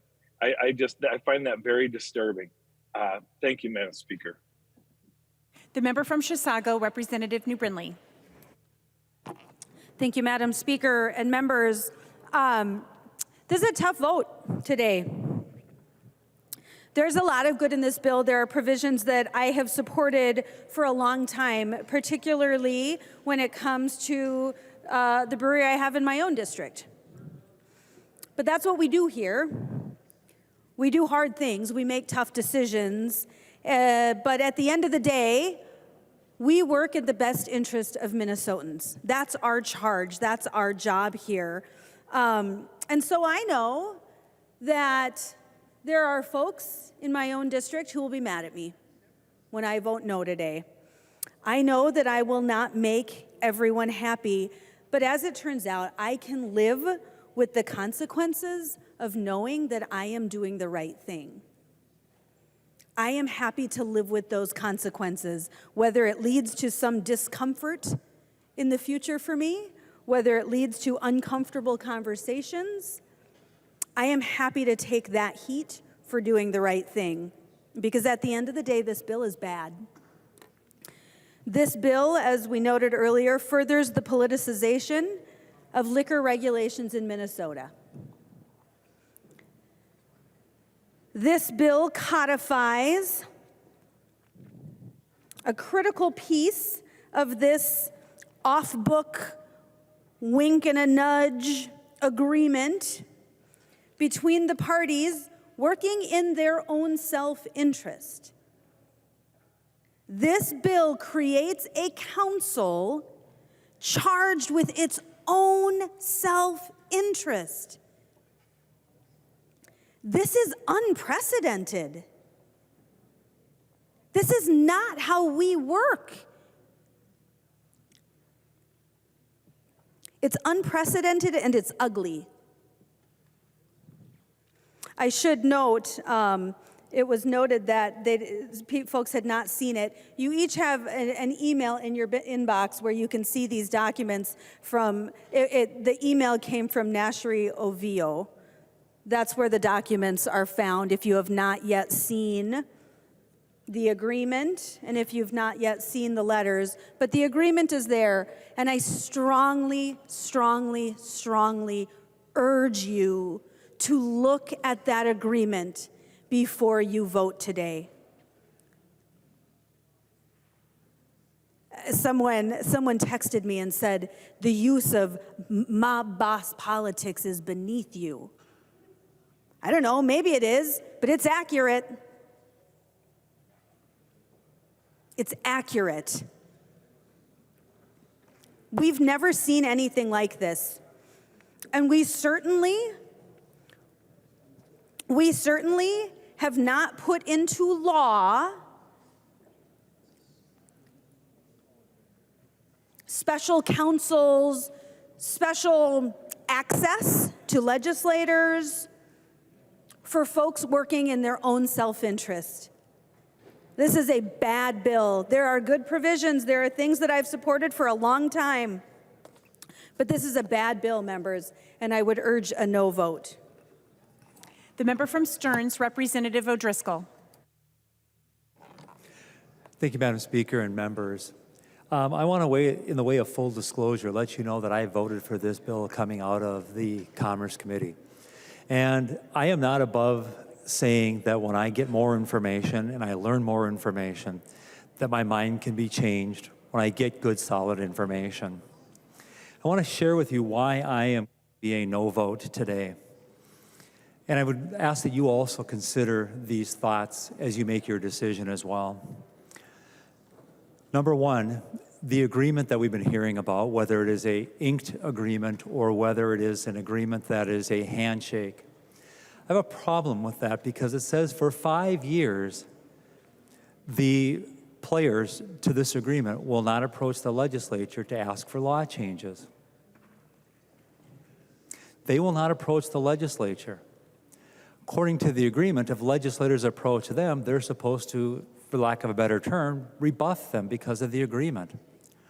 How are members going to be able to learn to help their constituents on a go-forward basis like we're doing right now?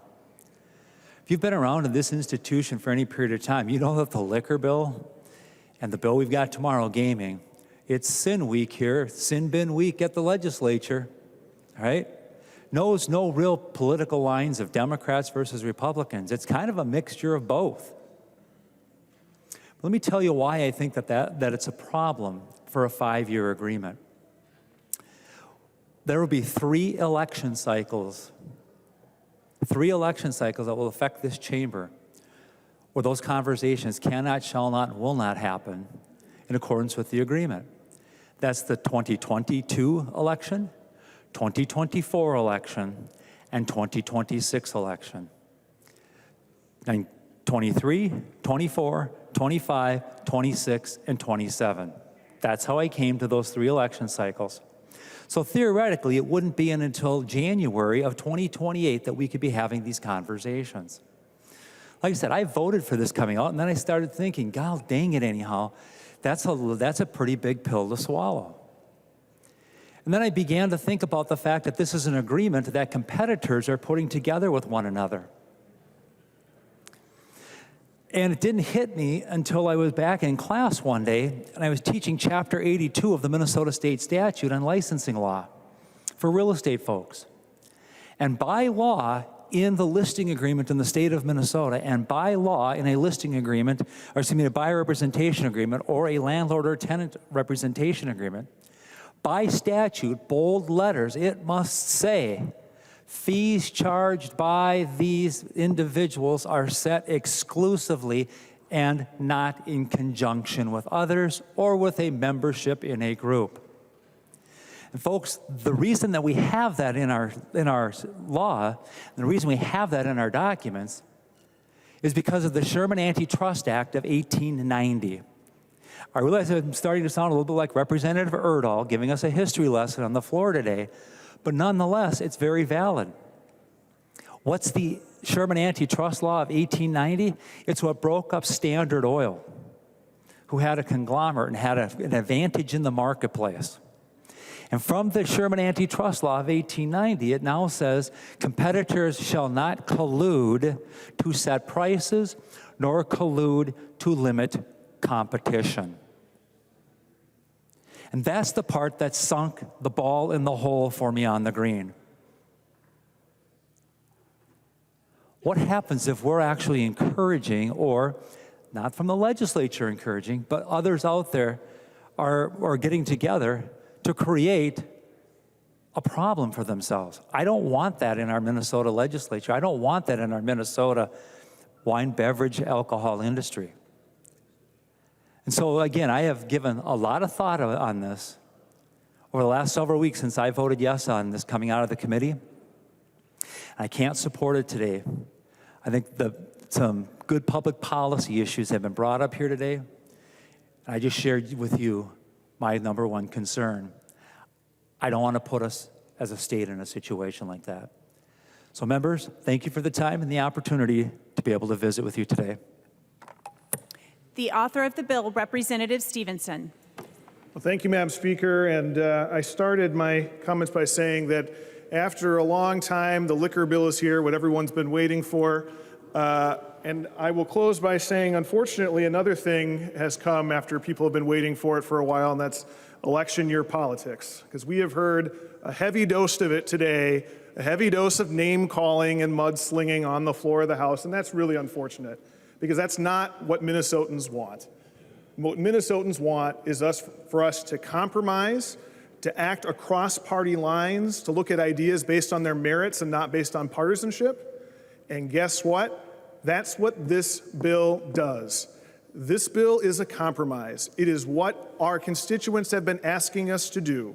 It is a very, very bipartisan bill. There are 20 provisions in this bill. 10 of them are authored by Republicans now, and as I mentioned earlier, people like Representative Nash and others have been carrying provisions in this bill that are carried by Democrats in the past. And I just want to mention a couple of them because I think they're deserving of mention of the hard work that people have done on this bill. You know, Representative Hertas and Representative McDonald both have provisions in the bill. Well, Representative Hertas had a provision in the bill, and then Representative McDonald authored an amendment that actually supplanted it, went even further. But good work on that, on streamlining some regulations affecting small cities. Representative Tice, we worked together to get some amendments in at the last minute relating to racetrack licenses. Representative Swazinski has something related to county fairs, allowing them to have longer licenses. Representative Doubt, the minority leader, has a provision that Chair Becker-Finn called out about limes in a liquor store. Representative O'Driscoll has two provisions in the bill. He has something about allowing 17-year-olds to serve liquor as we're experiencing a wine shortage. He also has a local project for Sauk Rapids. Representative Baker has a provision in the bill. Representative Tice has another provision in the bill. This is a very bipartisan bill. In fact, we adopted a provision from Representative Franson on the floor today to help the city of Alexandria. And so this is a very bipartisan bill that's reflected in the committee votes. Passed out of Commerce 14-1. It passed out of Ways and Means 18-2. I hope we can get a similar bipartisan vote today. Thank you, Madam Speaker. The clerk will take the roll on the bill as amended.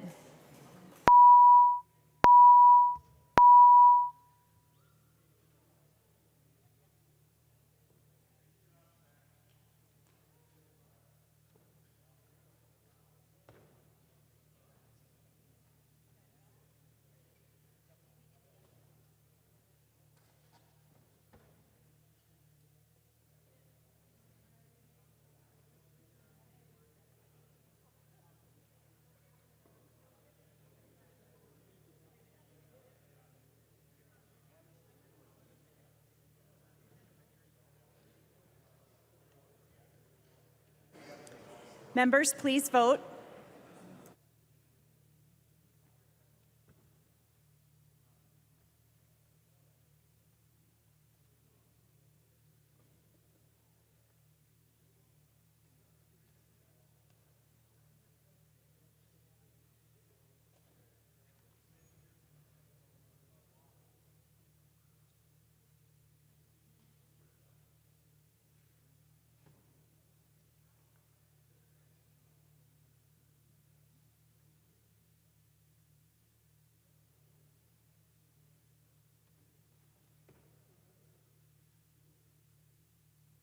Will the clerk please call the names of those members who have not yet voted? Albright. Albright. Bowe. Bowe. Burkle. Burkle, aye. Burkle, aye. Davids. David votes no. Davids, no. Freiberg. Freiberg votes yes. Freiberg, aye. Haley. Haley. Hamilton. Hamilton, no. Hamilton, no. Houseman. Houseman, aye. Houseman, aye. Igo. Igo, no. Igo, no. Jurgens. Jurgens, aye. Keel. Keel, no. Keel, no. Katiza Watun. Katiza Watun, aye. Katiza Watun, aye. Miller. Miller, no. Miller, no. Moran. Aye. Moran, aye. Morrison. Morrison, aye. Morrison, aye. Mueller. Mueller, aye. Olson B. Olson B, no. Olson B, no. O'Neill. O'Neill, aye. Pinto. Pinto, aye. Pinto, aye. Raleigh. Raleigh, aye. Sandsted. Sandsted, aye.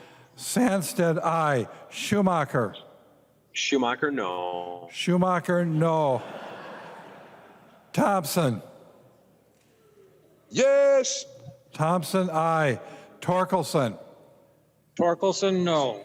Torkelson, no. Speaker Hortman. Speaker Hortman, aye. Speaker Hortman, aye. Albright. Albright, aye. Bowe. Bowe, aye. Haley. Haley, aye. Igo changes from no to yes. Igo changes from no to yes, no to aye. The clerk will close the roll.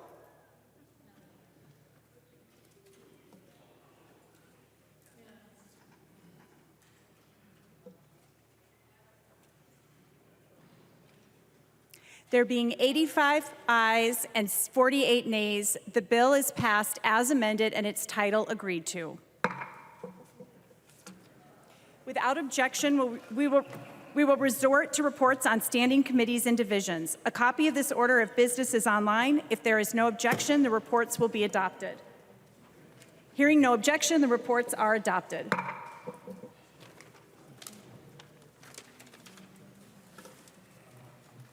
Motions and resolutions. There are copies of non-controversial motions at the House desk and online. If there is no objection, we will take action on these motions first. Hearing no objection, the motions prevail. Announcements. I recognize the member from Mauer, Representative Mueller. Well, thank you, Madam Speaker and members. I just wanted to remind people that we're still going on, that that the I-90 Coalition Party is going on till 9 p.m. today, and it's at the CHS field, and so hope to see everyone there. Thank you. And after that last bill, we're all thirsty. Further announcements, Representative Winkler. Madam Speaker, I move that when the House adjourns today, it adjourns until 3:30 p.m. Thursday, May 12th, 2022. Representative Winkler moves that when the House adjourns today, it adjourns until 3:30 p.m. Thursday, May 12th, 2022. All those in favor say aye. Aye. Those opposed say no. The motion prevails. Representative Winkler. Madam Speaker, I move that the House do now adjourn. Representative Winkler moves that the House do now adjourn. All those in favor say aye. Aye. Those opposed say no. The motion prevails and the House stands adjourned until 3:30 Thursday, May 12th, 2022.